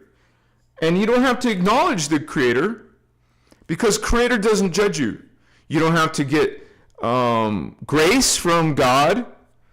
You don't have to follow a specific ritual to God. And that is because we're all part of Creator. I am God, you're God. All life forms are God. It's all frequency. You're thinking in solidity, or you think that things are physical. Nothing is physical. If everything you see is made of particles, and every single particle is vibrating, well, it's not physical. It's frequency. It's energy. So you start to realize, because quantum physicists even realize that nothing is physical. You start to realize everything is energy. Everything is consciousness. The consciousness and energy of God. It's what we call the unified field. God is omnipresent indeed. God is everywhere. You cannot run away from God. You can't be separate from God. It's impossible. You're all within Creator. All of God's creations are part of Creator. Even the fallen angels are still part of God. A fallen angel can't go outside of the unified field. That's the distortions that we talk about almost all the time of religion. We talk about the distortions of religion and the distortions of New Age. So we're not New Agers. We actually expose New Age for what it really is. So much respect to your beliefs.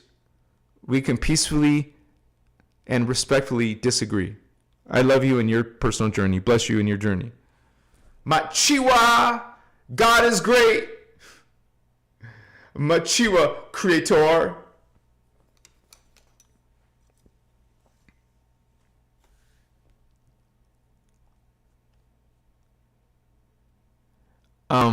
Asia, I'm a member of the alien abductee community.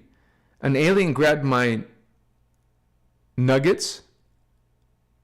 Well, it sounds like you're just playing games now. I'm not going to even take that seriously. And if you continue with that, we'll just have the moderators block you out.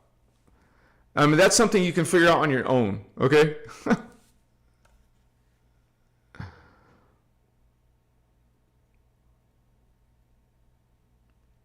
But yeah, let me continue on with these signs.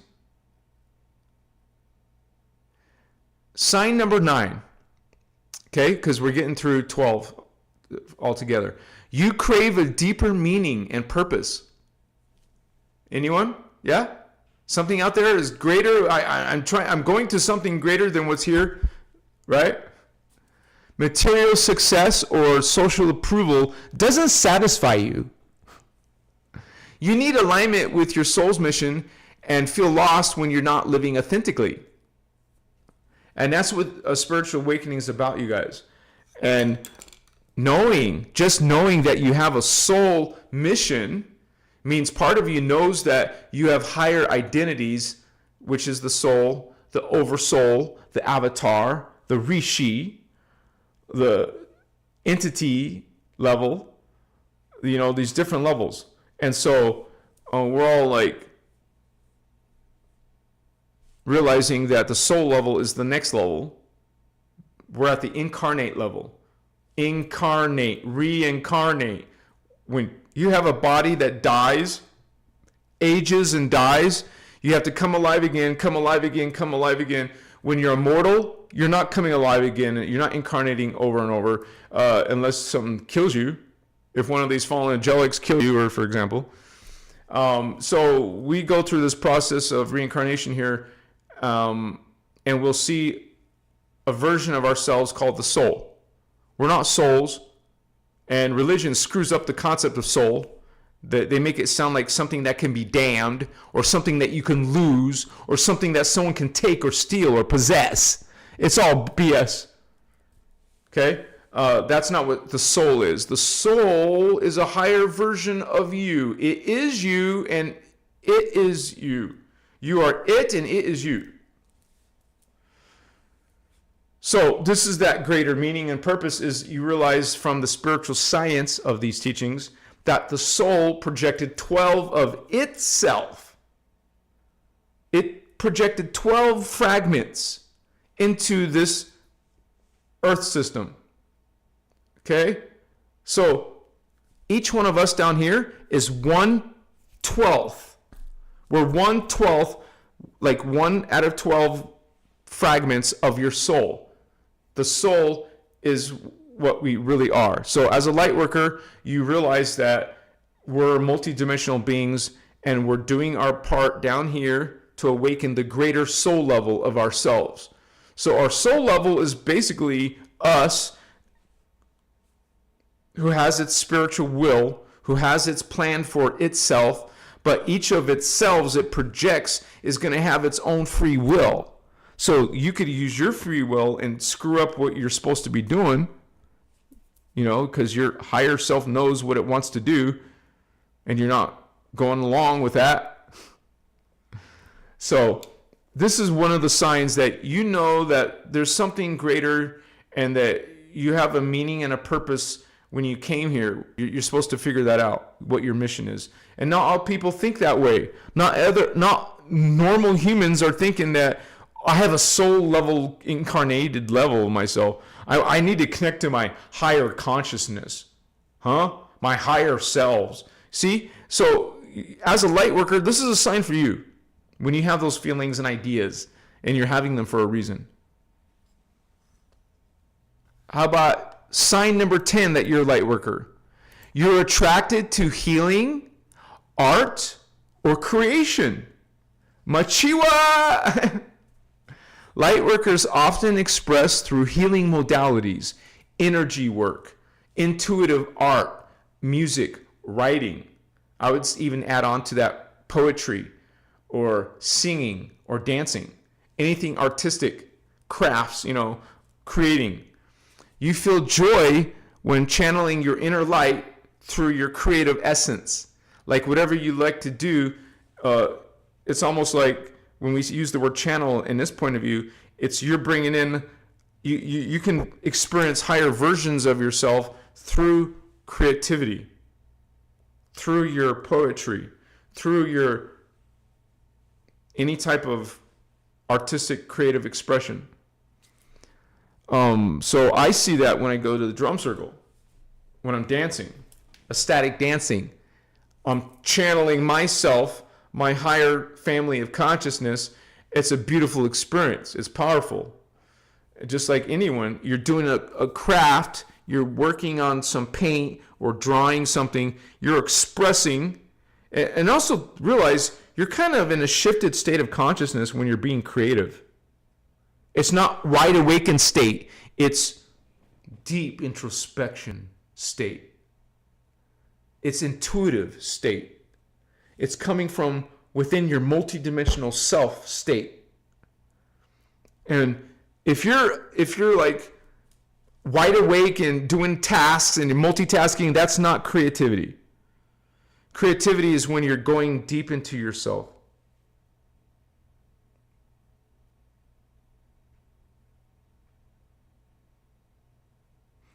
In silence, even. Machiwa. And if you guys resonate with any of these, signs, write it in the comments. Because a lot of people who are new to this kind of stuff are wondering and reading your comments and getting ideas too. Are there alternatives to smoking that could aid in awakening, such as feeling strong emotions like euphoria or grief? Yeah, DMT. You don't smoke DMT. You don't smoke mushrooms. You don't smoke ayahuasca. Those are things that you could take besides smoking. Besides that, go into nature. Go into deep meditation. Okay? Practice actual spiritual energy techniques. There's a whole video workshop called Kathara in these teachings. Kathara, Kathra. And you will be able to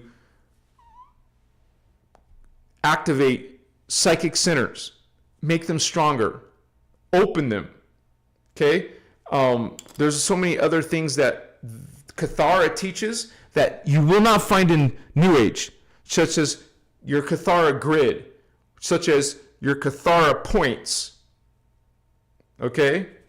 You have actual points that other systems don't even acknowledge. And so you're going to be activating your signets, your opening seals, your running frequency. This may sound alien to you now, but when you actually learn and study and train, it will become familiar. You'll be speaking alien Lyran extraterrestrial language, because that's what this system teaches us. Lyran language called Anuhazi language. I know some of it. Shaddai Ure, Akuntan, Om Eda, I Patuma, Om Eda, I Patuma, Patuma, E Data, E Kumna. I can speak some of this Lyran alien language. So can some of you when you get into the teachings. So I encourage you, brother, to start going into spiritual practices, specifically from the Guardian Alliance. This is Emerald Order. Emerald Covenant. Learn the Emerald Covenant teachings. Look up Ashiana Dean. Do research on YouTube, Google. There's a place called bitchute.com. Go to Telegram app and look up Ashiana Dean teachings. That's it. But also, we are giving you links. And if you join our community, you guys, that's one of the ways you can support this work. And it's time again for me to ask you guys, please support this work. Either through a live donation here on chat. It's called Super Chat. Woohoo! Yes! Or you can become a paid member. That's another way to support and have access to our Discord chat server. If you guys are a member already and you haven't been to the Discord chat server, I'll hook you up. Ask me or Indigo Wizard or Celine or any of our moderators. We will get you a link. And you could come join us when you're a member. If you're not a member, you guys, we can't let you in there. This is the whole point. It's a members only area. We have one. So if you're not a member, become a member. And we have so many links, so many diagrams, so many techniques, more than I'm teaching or showing. I can't teach everything. I'm not replacing Ashiana. I can't do it better than her. But we're pointing the direction, because this is actually a self-study mastery. No one can teach you to find your inner Christ, your inner God spark. The inner Christos It's something that you find, but we have these techniques and activations, so it makes it faster. Machiwa. This is a self-study mastery. You can practice and train in groups, but at the end of the day, you can't rely on someone else. You can't hold someone else's hand to your spiritual awakening. You have to get into it. You're going to have to set aside some time in your busy day. Some of you are too busy. No, you make time. This is now a commitment. You're going to commit to a specific amount of time to do spiritual knowledge, spiritual training, spiritual practice. It needs to be part of your lifestyle. You need to start getting your phone and putting clocks and alarms, reminder assistants. Thank you for all those emojis, Holy One. Who's doing that? Give me a kiss. Mwah. So yeah, we are like, that's how Lightworkers roll. We actually, this is part of our lifestyle. It's not something you just do sometimes or on Sundays only, right? We're doing this regularly. This is how we live. This is how we think. This is the type of, relationships we have. This is a change, a transformation. And you take your commitment seriously. You stand in your conviction and you follow through with what you believe in. You don't just, you walk the talk. You're going to share this with someone else. You better be doing it yourself, right? Okay, here's number 12 out of 12. You feel a strong connection to nature.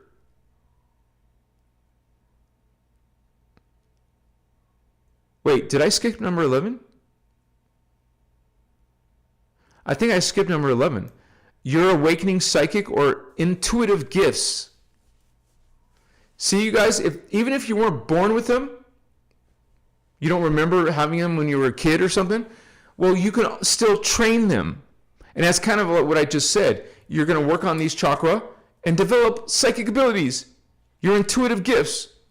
That's one of your signs as a light worker. You're awakening psychic abilities now. Whoa! Twilight Zone stuff, baby. Your intuition grows sharper. You may experience synchronicities. A lot of us are experiencing those. Visions, telepathic moments, or dreams that feel like downloads, right? All signs that your multidimensional gifts are activating. So yeah, this is number 11 sign. This is one of the signs that you're a light worker, you guys. Not all humans. I'm not saying we're better. What I'm saying is this is our path. This is our journey. We're a starseed who came back to Earth. Okay, this is what we do. So we're not comparing. We're saying that we chose this path. And now, because of it, because of being in the spiritual journey, we're starting to experience psychic abilities. ESP, extrasensory perceptions. Okay? Your gifts, you could call them, but they're not gifts. You know what gift means? It means someone's giving you the Lord God. Who's giving you a gift? So that's actually not a good term to call it. It's not a gift. It's something you just have. It's not a gift. It's not something that just suddenly was bestowed to you. This is your own soul work. This is what you've already accomplished this. You're experiencing psychic abilities because you accomplished it. Because you reclaimed that part of yourself. Like you could be this Indigo badass, right? Starseed badass, a spiritual badass, but not be woken to your abilities until later down the road. That's kind of like what happened to me.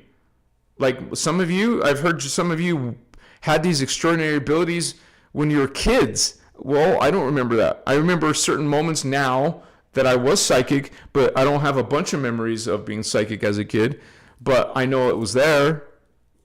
Now I know it was there, but it mostly happened for me in my 30s and 40s. That's when I started going on a trajectory of going into a spiritual life. Like I've told you guys several times, my 3D journey, it was taking me away from my spiritual mission as a light worker, as an Indigo, as a teacher of this. So I had to figure it out and go through hell, you could say. Not fun times in my life when I was still walking cluelessly. That's your soul telling you, hey, if you're going the wrong direction. The soul wants to go that direction. So align with your soul and you won't be having that same suffering as you did before. Like I did. I was suffering until I aligned myself in the right direction. That's where I sold my business and actually became poor and actually went through this whole losing everything thing. Soul put me through that. I had to go through that in order to change.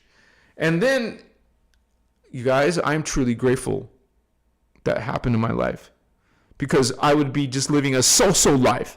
I wouldn't have been someone where I am now.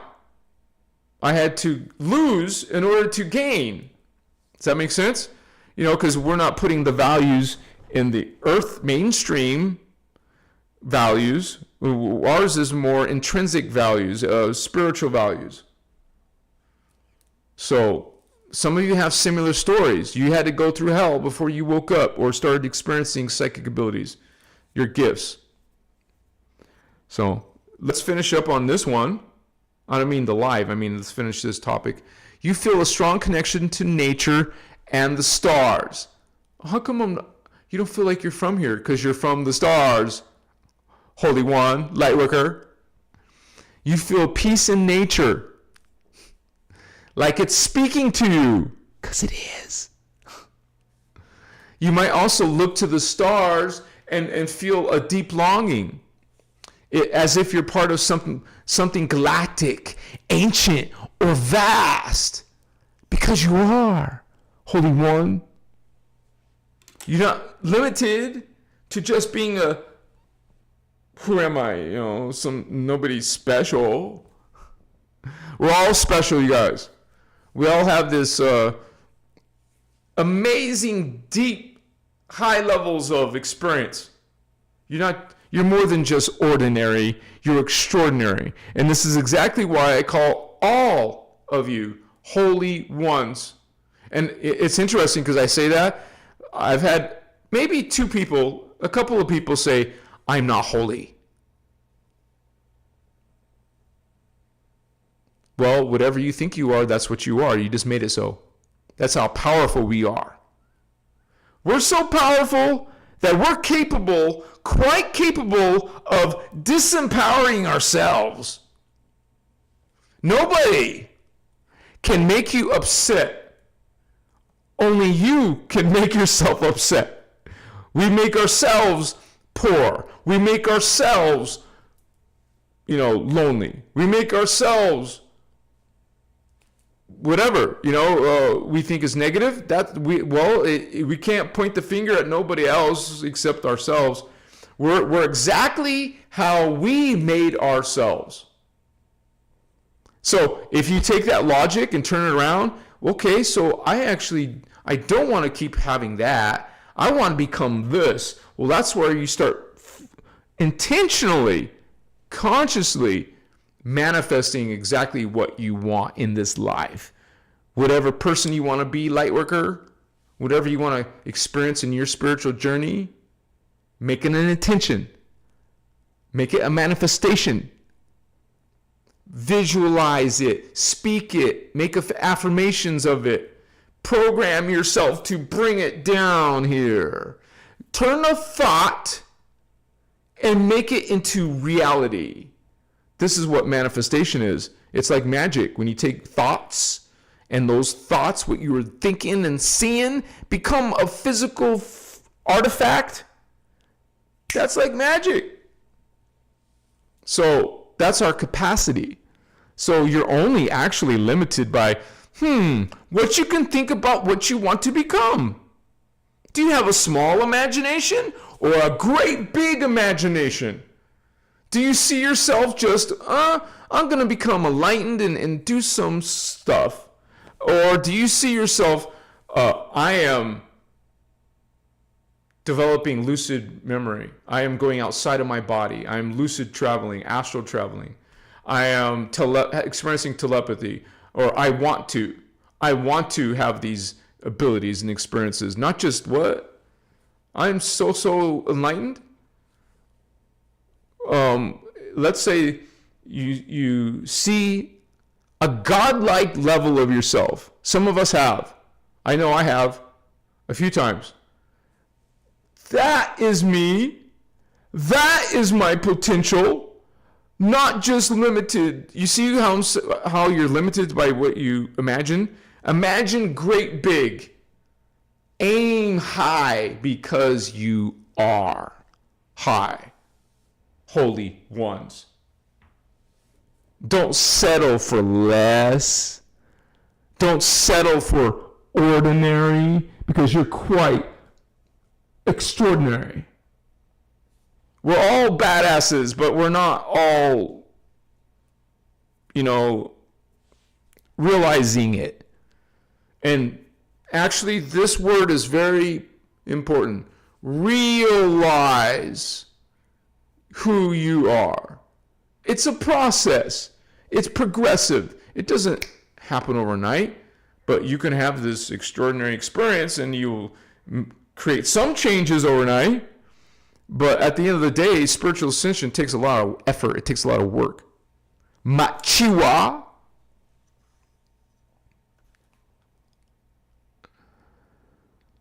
Here's some 12 things lightworkers are often drawn to. Energy healing modalities. Like, you're probably into Reiki, crystal healing, light therapy, sound baths. Lightworkers are often natural energy workers or seek out tools to restore balance in themselves and others. And let's say you don't even understand why something is drawing to you, but I know when I started witnessing drum circles for the first time in my life, like I went to one for the first time, holy cow. Even if I didn't understand it, I realized this is sound, this is powerful, and I don't understand why it's having this effect on me, but I pay attention to it. You pay attention to what is attracting you, because it's attracting you for a reason. Just like a person attracts you for a reason, or you meet a person for a reason. We make our own way, but we also made all these choices before we even came to Earth. Agreements, contracts. So, but we, at the end of the day, we always have free will to do. As a matter of fact, you could actually use your free will to cut cords, to release yourself from any previous contracts and agreements and other lifetimes with other entities that we no longer align with. Cut ties. So, but anyways, this isn't one of those signs, but if you find yourself being attracted to certain, as a light worker, you're attracted to these kind of things. If you're a light worker, you're drawn to meditation and mindfulness, when most people could care less about that stuff.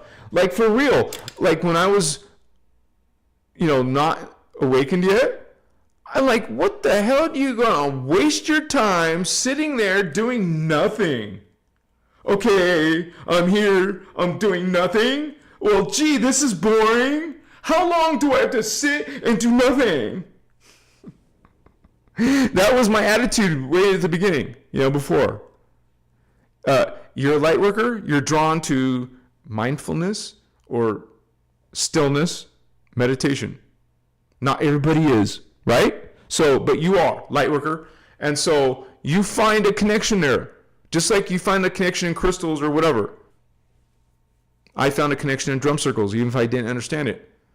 That was connecting me to my past lives. It was connecting me to my shaman roots. tribal roots. I wasn't a dancer, but I wasn't drumming myself, but I definitely was a dancer. And I don't understand that. I don't know where it comes from. I just do it.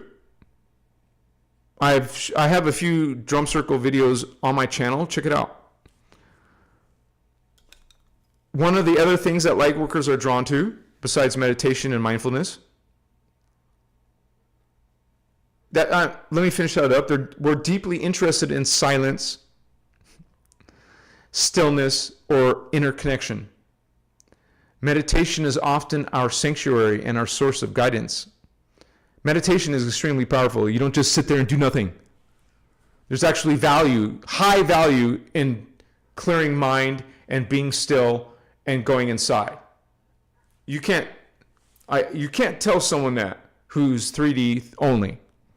They're, just like other people will think it's so weird. You're a weirdo. You do yoga.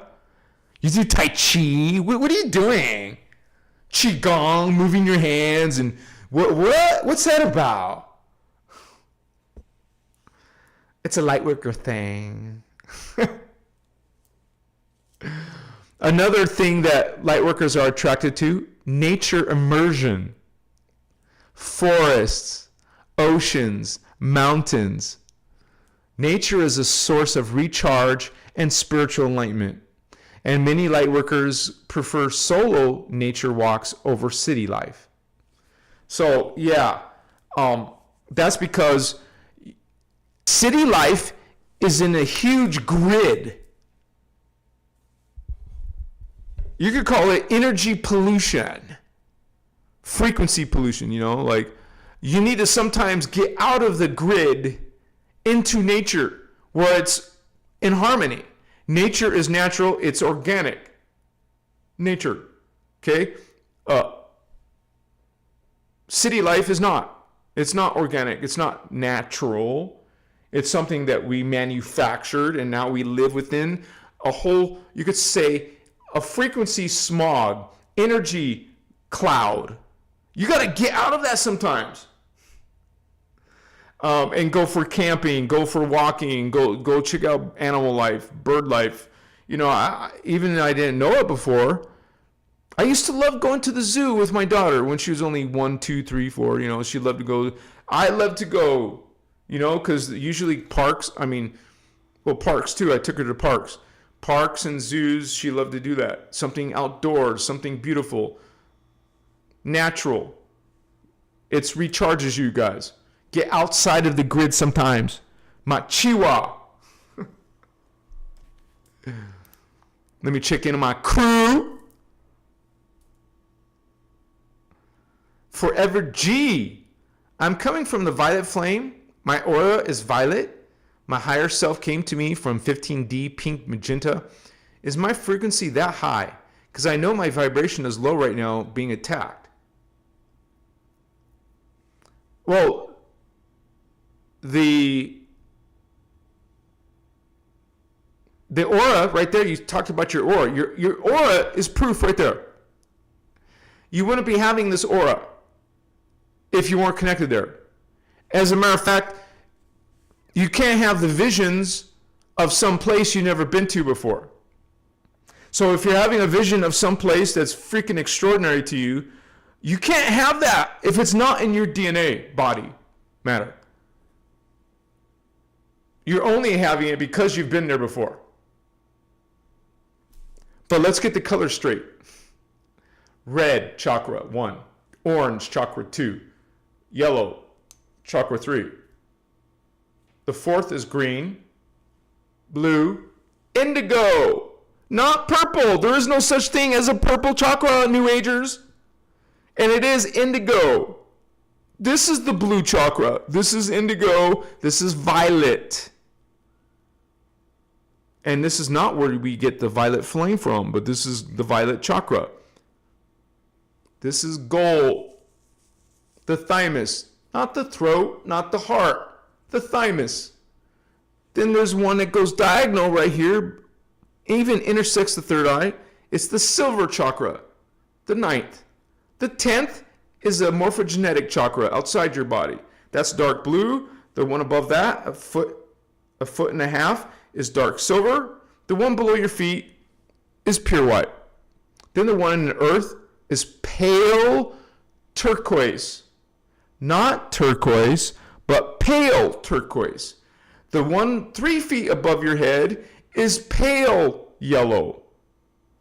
Not yellow, that's the third chakra. Pale yellow. See, frequency, the color matters. Because there's a big difference between the third yellow chakra and the 14th pale yellow chakra. And then this one that you're talking about, brother, is pale magenta. Not a full-blown magenta color. I can't see something, but see the difference between this color and that color? This is more of a pale color. Light turquoise, light yellow, light magenta.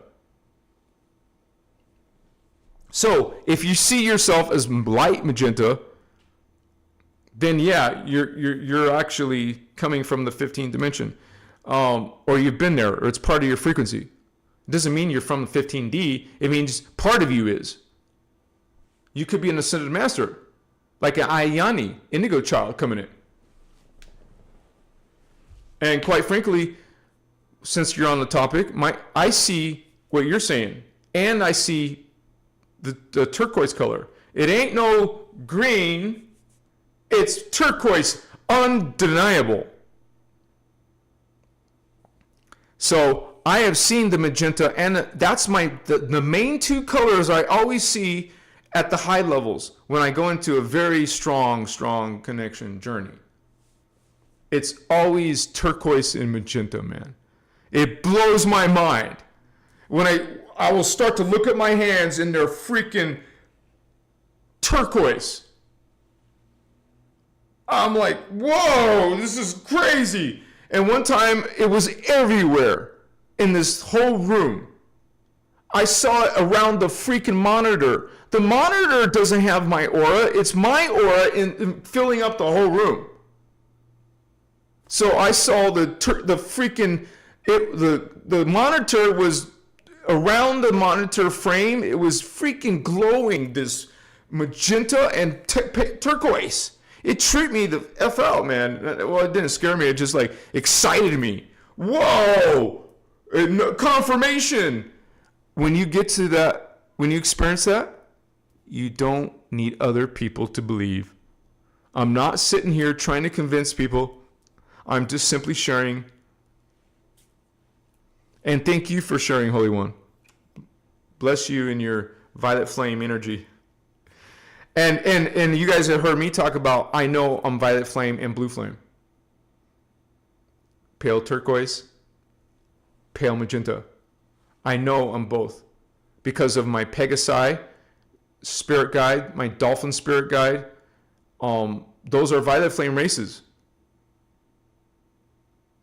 Remember, violet flame, there's only a few primary founders for each one.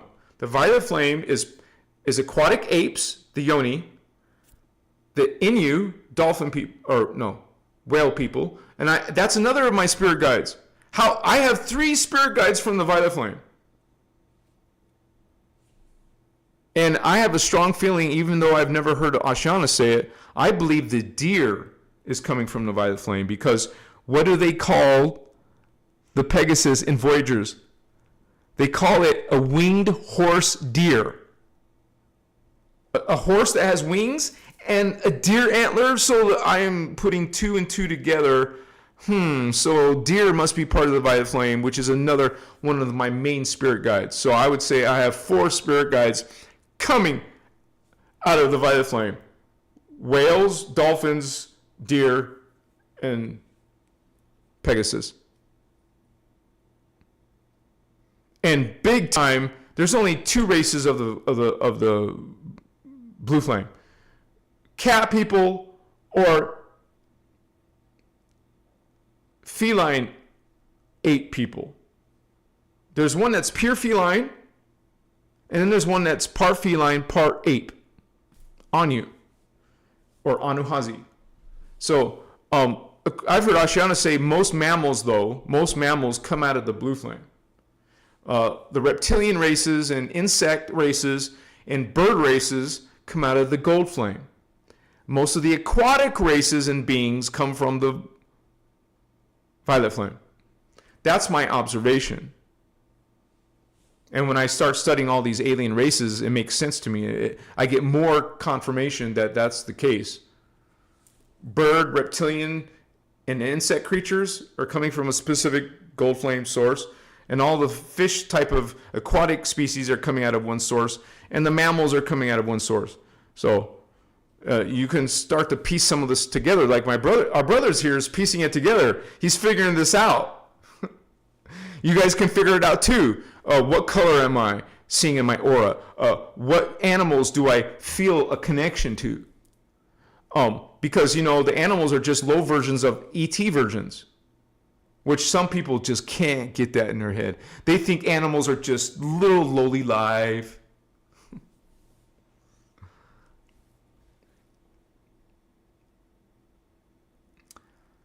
And it's interesting because, Steve, don't worry, because like I said before, when I made my reptilian video, I made a few reptilian videos. Dragons, there can be peaceful or kind, good dragons, guardian dragons. But just understand that the race fell. But there could be individuals, groups, families from the dragons who are positive. Because when I was younger in my spiritual journey, I saw lots of dragons. And they weren't mean or angry or dark. I've had like many dragons flying around me one time. And so when I watch movies with dragons in it, I get very emotional. So that's my main gold flame connection, dragons.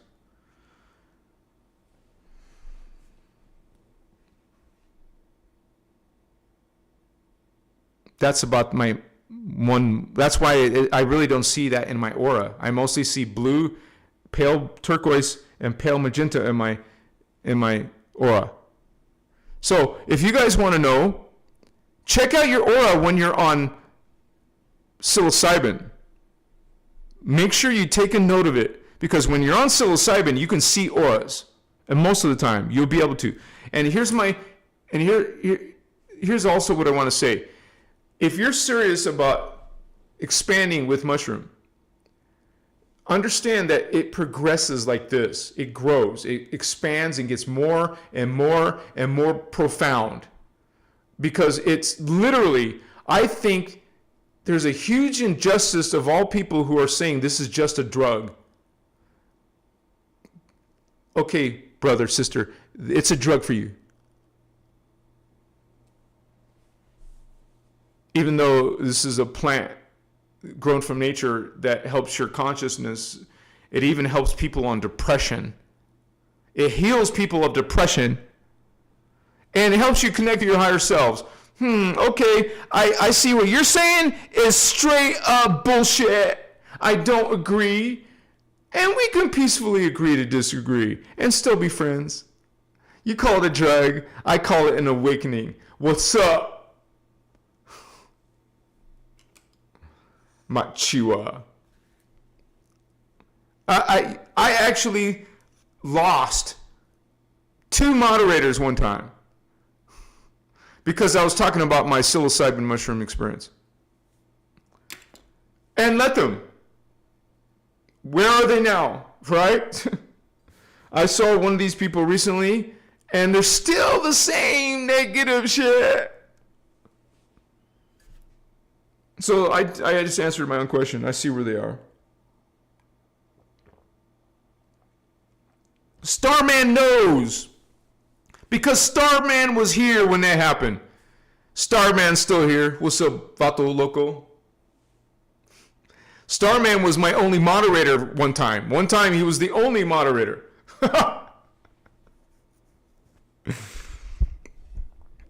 So, I love you guys. It's getting close to that time, though. It's getting close to that time. I have to ask you guys, please, I need your help. I need to reach a little bit higher in these donations, you guys. We need $40 more, you guys, to crack it, to break that level. Please, you guys, anybody, even part of that, please donate to this cause. This is my life. This is my full-time job. This is my service to you guys. So if any of you appreciate this service, if you appreciate these lives and this information, please donate to this work, you guys. Here on Super Chat, or if send it to my PayPal below if you don't like to do it in public. That's okay. I understand that. But I do have a PayPal link. And so I thank you guys. Thank you so much for that. And if you ever need to contact me, reach out to me on direct message on Facebook or Instagram, or send me an email. My email is listed below. Much respect.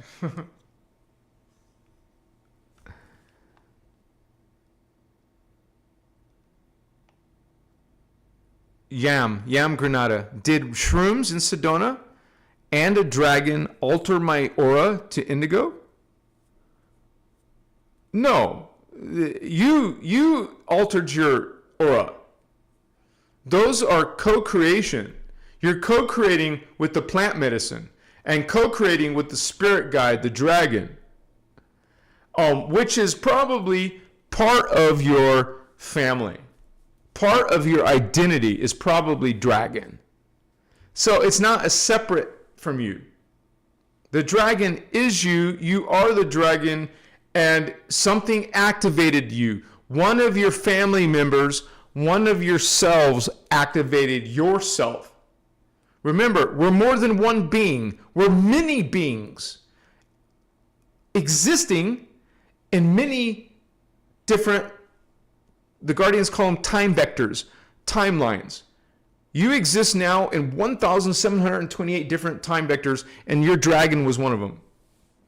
And you could even have several different dragon lifetimes. Which is basically the gold flame. And I've heard Ashana say herself that all of us have lifetime incarnations in the blue flame, lifetime incarnations in the gold flame, and the violet flame. So you could have memories in the blue flame, gold flame, violet flame. You could have incarnations. But she also went on to say that most of your lifetimes, most of your incarnations are coming from one. What is your main one? Right? My main one is the blue flame, even though I have a very strong, very close second to the violet flame. Because that Pegasi rocked my world. The Pegasus rocks my world, man.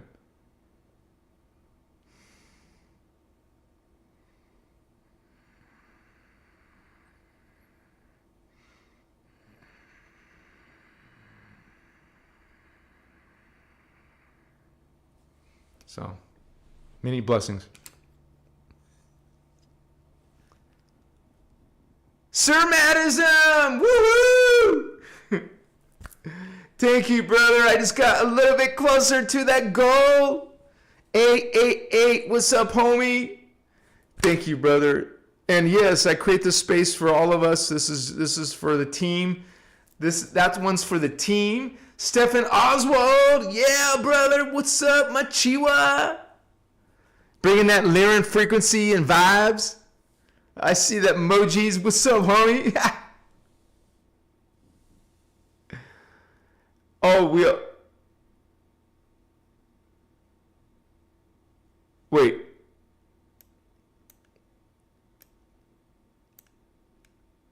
Is Gina Sutton in the house?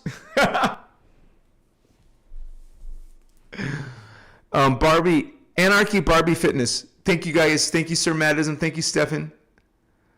I did fight a lot of dragons in dreams when I was a kid. But I was also gifted things from the ones that I defeated. That's very interesting. They were like testing me. That sounds like a video game, right? you pass a level, you know, someone helped you, they were training you. That's like Morpheus helping Neo waken up. Neo finally beat Morpheus and beyond, right? I just know that one time, man, undeniably, I had this green dragon, and it was like the size of a car. It wasn't one of those giant dragons. It was about the size of a car, and it was one of those serpent ones, like a Chinese dragon. And this thing, it was like in a mystical forest.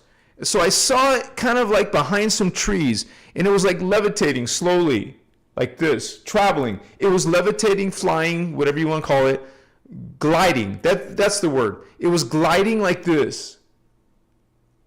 And then it came around and faced me straight on. So I saw the dragon's face very clearly, and it had a slight smile.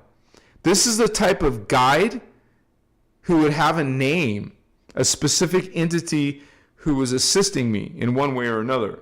So that was a very powerful dragon experience, exchange, right? Machiwa. So yeah, that was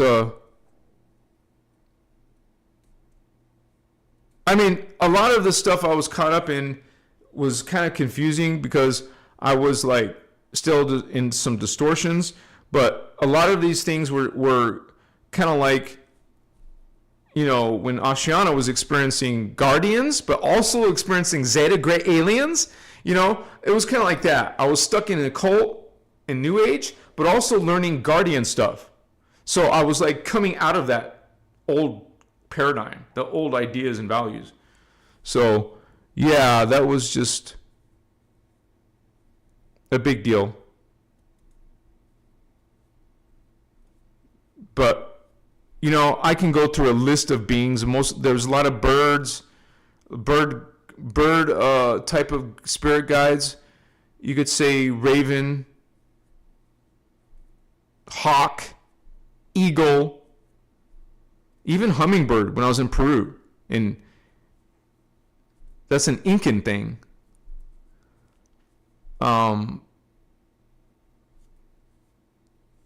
This is a crow and a raven are kind of the same but different.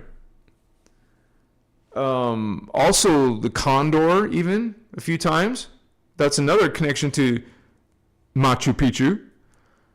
You would see, if you go to Machu Picchu, they have 4 main sacred animals that those people are connected to. And I had 2 of them, the condor and the hummingbird. And I believe it's a puma, which is, I'm into cats. So there was a strong indication that I had to pay attention to, that I have a connection to this Machu Picchu. It was a strong Indigo child. You know, those were Indigo people. Those were a tribe, the Incans of Machu Picchu.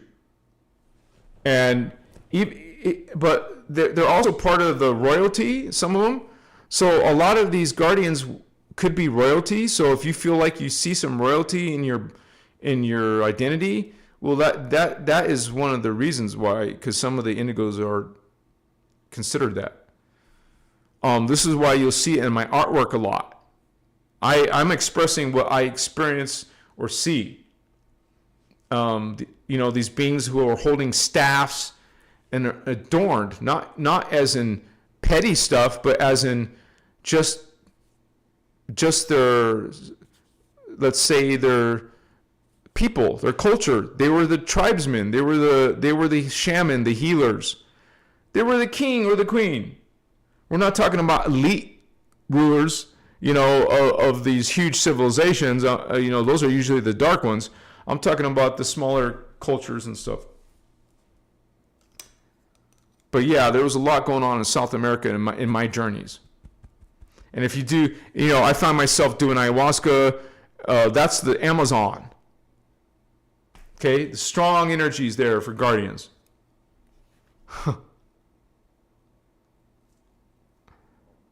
Yeah, Lakshmi. Yeah, it's worth it. It's so powerful. It's a whole nother world. It's kind of like when I went to Hawaii When I went to Hawaii, that was like another planet. The trees, the nature, the frequency was like another planet. And so was Peru. And it was so honoring to be there, man. It was like such a gift to be able to go there. And if you guys weren't aware of it, they actually closed Machu Picchu for a while, but it reopened. So thank goodness, right? So much respect to that. That makes me kind of suspicious. What were they doing while it was closed? Machiwa, na na na na na na. Yeah, you guys, come on in. We need $35 more.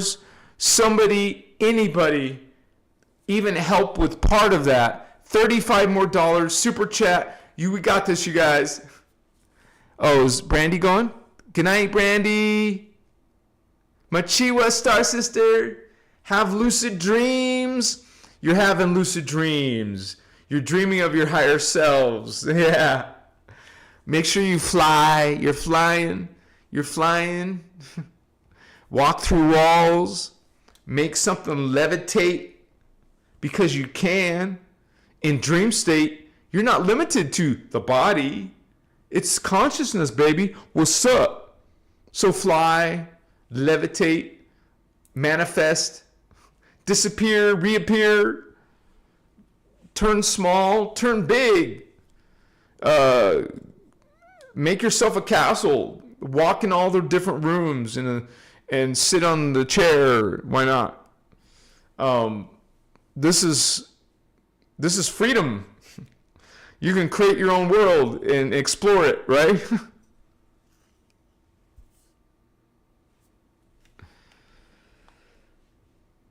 Yeah, some people have ego. You're right. Caleb Jones. I once had psychic experiences with bushes speaking to me as a kid. I walked over to the bush and found my uncle in the bush. He would touch me a lot as a kid. What? I don't know if this is one of those crank messages. I'm not going to disrespect your experience, but okay. People can mock or make fun of, but let them, right? They're going to do it. We're still going to, have that cognition. It's not a belief. It's not a faith. It's a literal knowing. It's a literally experiencing other worlds and other beings. And people in the 3D just don't understand that. And they will mock and they will make jokes. But we're still machiwa. Running that code, running that frequency, understanding those realities, while these clowns and jokers, what are they doing? They can't do anything. Literally, they can't do anything, so they have to bring us down, or try. They can try. So yeah, everyone's going to have their experiences, and it's your personal, you would say, validation or confirmation, because you don't need someone else's validation. You will go through, you, like we said, most of the ascension symptoms, you'll be experiencing these ascension symptoms. You'll be experiencing the paranormal, the supernatural, that science, by the way, says does not exist. And it is science, by the way, who hasn't found the soul, right? They say it doesn't exist. Okay, so whatever mainstream says does not exist or is just a conspiracy theory, some of my videos, they attach this Wikipedia article debunking what I'm teaching. It's one of those YouTube type of censorships, but you're going to find censorship. You're going to find people making jokes. You're going to find people who just can't. They can't understand. They can't have an experience because they cut themselves off with their immature attitude. And so those are the kind of people who cry for proof. Prove it. Remember, this is self-mastery, where you are experiencing it and confirming it within your own self, not someone else. As a matter of fact, you don't need anybody to tell you who you are. You don't need to go to a psychic and say, do a reading for me. You don't need to go to a tarot deck and tell me who I am. Wow, that's who I am? You know, someone told me I'm this, so I guess I'm that. You don't need anybody to tell you who you are. That's inside. That's in that place of stillness, in presence, in mindfulness, in meditation. You will have altered states. It doesn't have to happen from medicine, but it can happen from medicine too. You can find those altered versions of yourself. You will find this is the gateway. Quantum physicists see it. Okay? It's not just a universe, it's a multiverse. It's not just one planet, it's multiple planets, multiple galaxies. And we can all, you're not limited to just staying on Earth. You can travel with your light body to through a Stargate, which there's 12 on Earth in 12 different locations. The humans fight over those Stargates, by the way. One of them is in Iraq-Iran area. What's going on? Why did George Bush invade there? Okay, Stargates take you to other worlds. The TV show Stargate was disclosure, saying, hey, this is real. Aliens are real, and so are also secret governments and secret military. And there's actual gateways to other realities. This is what we were talking about. Patty Paparazzi! Woohoo! Yeah, we did it. We skyrocketed past that. We got that. Woohoo! Thank you, Star Sister. Give me a hug. Give me a bear hug. 1, 1, 1, 1, 1. That's some powerful frequency. It's volcanic. Yes. Thank you. Thank you, sister. And I know that's not your first time.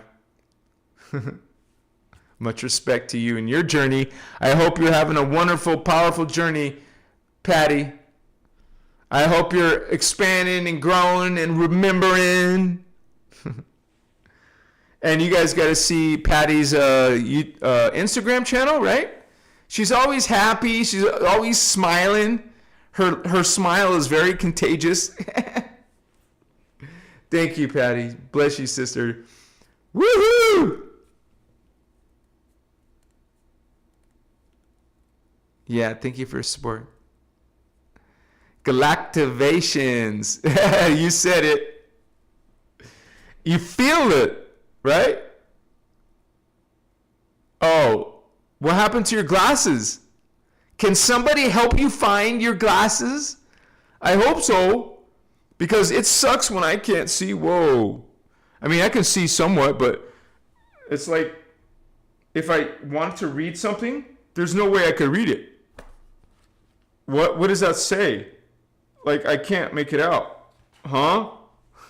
You need your glasses, Patty. Go get them. Oh, now I can see. It says, why humans remain in conflict. Since pre-ancient times. Wow, this is interesting. Right? I don't have my close-up glasses. See, I lost my glasses too. My close-up glasses are somewhere over there.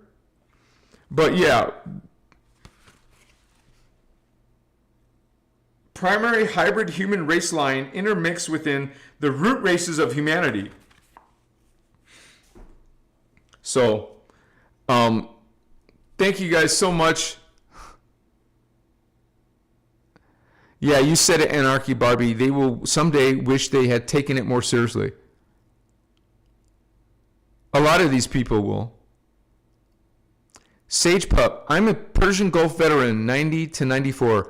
I was declared dead, then spent over a month in a coma, and it took me several years to learn how to walk again.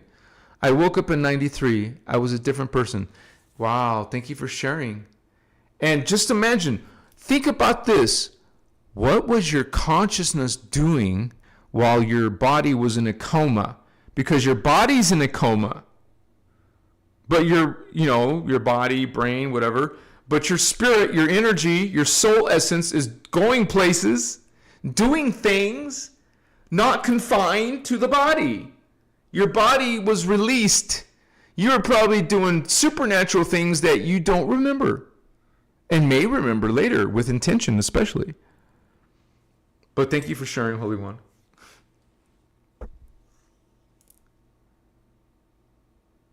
Ella, you give me so much joy. Thank you so much for sharing, Ella. Bless you, Ella. Give me a hug. And that's like an attitude of mastery. We want joy. Did you find joy in your day today? Where's your sunshine? Find some sunshine. Gaze on the sun. Breathe in some prana.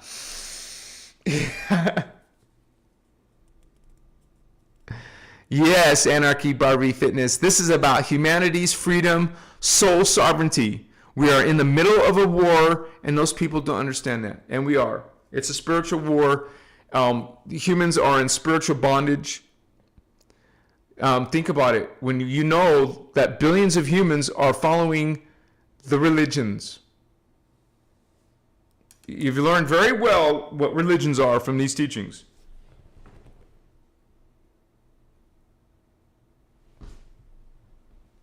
So this is something that we expose. We expose that which is keeping down the human. But every one of those humans need to make their own free will choice. They were gifted with free will, and they have to use that free will to follow Phantom, to be speaking now, aligning themselves with Phantom, and a blood contract. You believe in a sacrificed, mutilated Messiah, a sacrificed Messiah, you're now in a contract. You're drinking blood and eating the body, you're in a dark, twisted contract. And people will gleefully do this. I have a bunch of family in that, stuck in that. So, you can't explain it to everybody. Everybody's on their own journey. They will get it or they won't. Maybe next life, huh? Do you really want to repeat 3D? If you see 3D life, if you see this world getting worse and worse and worse, do you really want to come back? I don't. Well, some of you know that you're an old soul and you're ready to go home. Earth is not our home, you guys. You want to return back to Tara, return back to the Pleiades. Thank you for those emojis, Holy One. Yeah. Or you want to turn back to Andromeda. Maybe you want to return back to Orion, because you've had enough of this place. This is a grumpy place. This is an aggressive place. This is a dangerous place. It's actually difficult to ascend on planet Earth. It's hard. You got to do bioregenesis just to ascend. You know, you gotta wake up, remove the miasms, the distortions in your fields, align yourself with Law of One, Ascended Master. I don't know where that came from. The Law of One is a universal thing. Align with your innerchristos, align with Christ consciousness. Learn how to activate all of these Templar, heart, throat, third eye. You technically only need these two, but this would be help. Bring it in. Those are the main things. I would say learn some of the fire letters and learn to create your Merkabah. And then you pretty much are going to ascend, Holy Ones. Now, you got people come from Tantra Hura telling you, no, you got to do this and this and this to ascend. No, you do not. And this is why there was a split. And this is why we're over here, not over there. So, that's another topic. So, thank you guys so much for joining us tonight. We're kind of late, but it's been a good conversation. And so, next time we could get lit. This time, no, it's too late. We don't need to anyways for this time. We don't ever need to, but it's always good to celebrate. When some people celebrate, they have a toast. Or drink champagne or something. Or smoke. That's a celebration. You better believe I'm going to smoke with my homies who want to in Sedona. Thank you guys. Shaddai Ure Akuntan. Shaddai Ure Akuntan. Shaddai Ure Akuntan. And you can repeat that again and again and again and again. It doesn't do you harm, it does you good, baby. That's connecting to the Elohai blue flame. The 13th dimension. Holy Elohai. Shaddai Ure Akuntan. I am Christar. You are Christar. We are Christar. I am God. You are God. We are all God, sovereign, free. I am God. I am sovereign. I am free. I am God. I am sovereign. I am free. I am God. I am sovereign. I am free. I love you guys. You're family. Family in the house. Christos rising. Inner Christ rising, expanding. Bringing in a new timeline for all those who align with 5D. Who align with the innerchristos. Awaken that part of yourself, holy ones. I love you guys. Much respect to your, reverent respect to your journey. And I like to put this in chat. Omnichristos love. Omnichristos love, baby.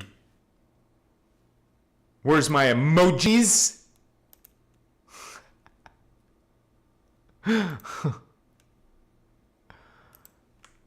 Even emojis have frequency, homies.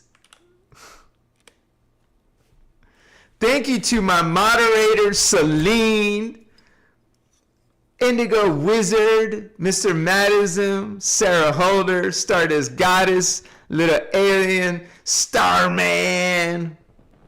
Thank you to all my moderators who are supporting this work. You see their names in chat. They all have colored green names. Those are my members. Thank you to all my members. Thank you to all the people who donated. I can't do this without you guys, honestly, sincerely. And I told you about my computer issue. Computers are not cheap. This computer is $4,000, man. I'm trying to replace that. Dang! Or fix it, patch it up. Blessings to all of you in your journey. Hopefully you learned a little bit more about Lightworkers. Maybe you are a Lightworker. Well, gee, 81%, that's a big number. 81% of you believe that you are a Lightworker.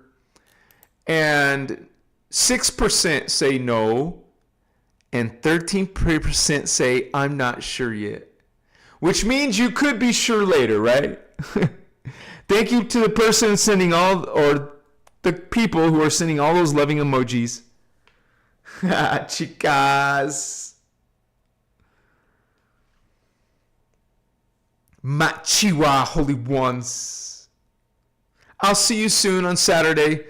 Oh, Tuesday. Sorry. I'll see you on all my computer is coming in parts. So I should be back to normal by Tuesday. Hopefully by Tuesday I'm back to normal video work, okay? Just letting you guys know, the heads up. Good night. Good night, sweetheart. Well, it's time to go. I don't want to go. You hang up. No, you hang up. No, baby, you hang up. No, you hang up. I don't want to hang up. I don't want to let you go. Well, this is just bye for now. Not bye forever. I'll see you soon. My loves. My angel loves. Earth angel. We are angels, man. Incarnate. Some of us archangels, some of us avatars. We're coming in the flesh into the human drama. What's up, vatos? Give me 5. See you soon. Namaste. Good night, you guys. Aho. Machiwa.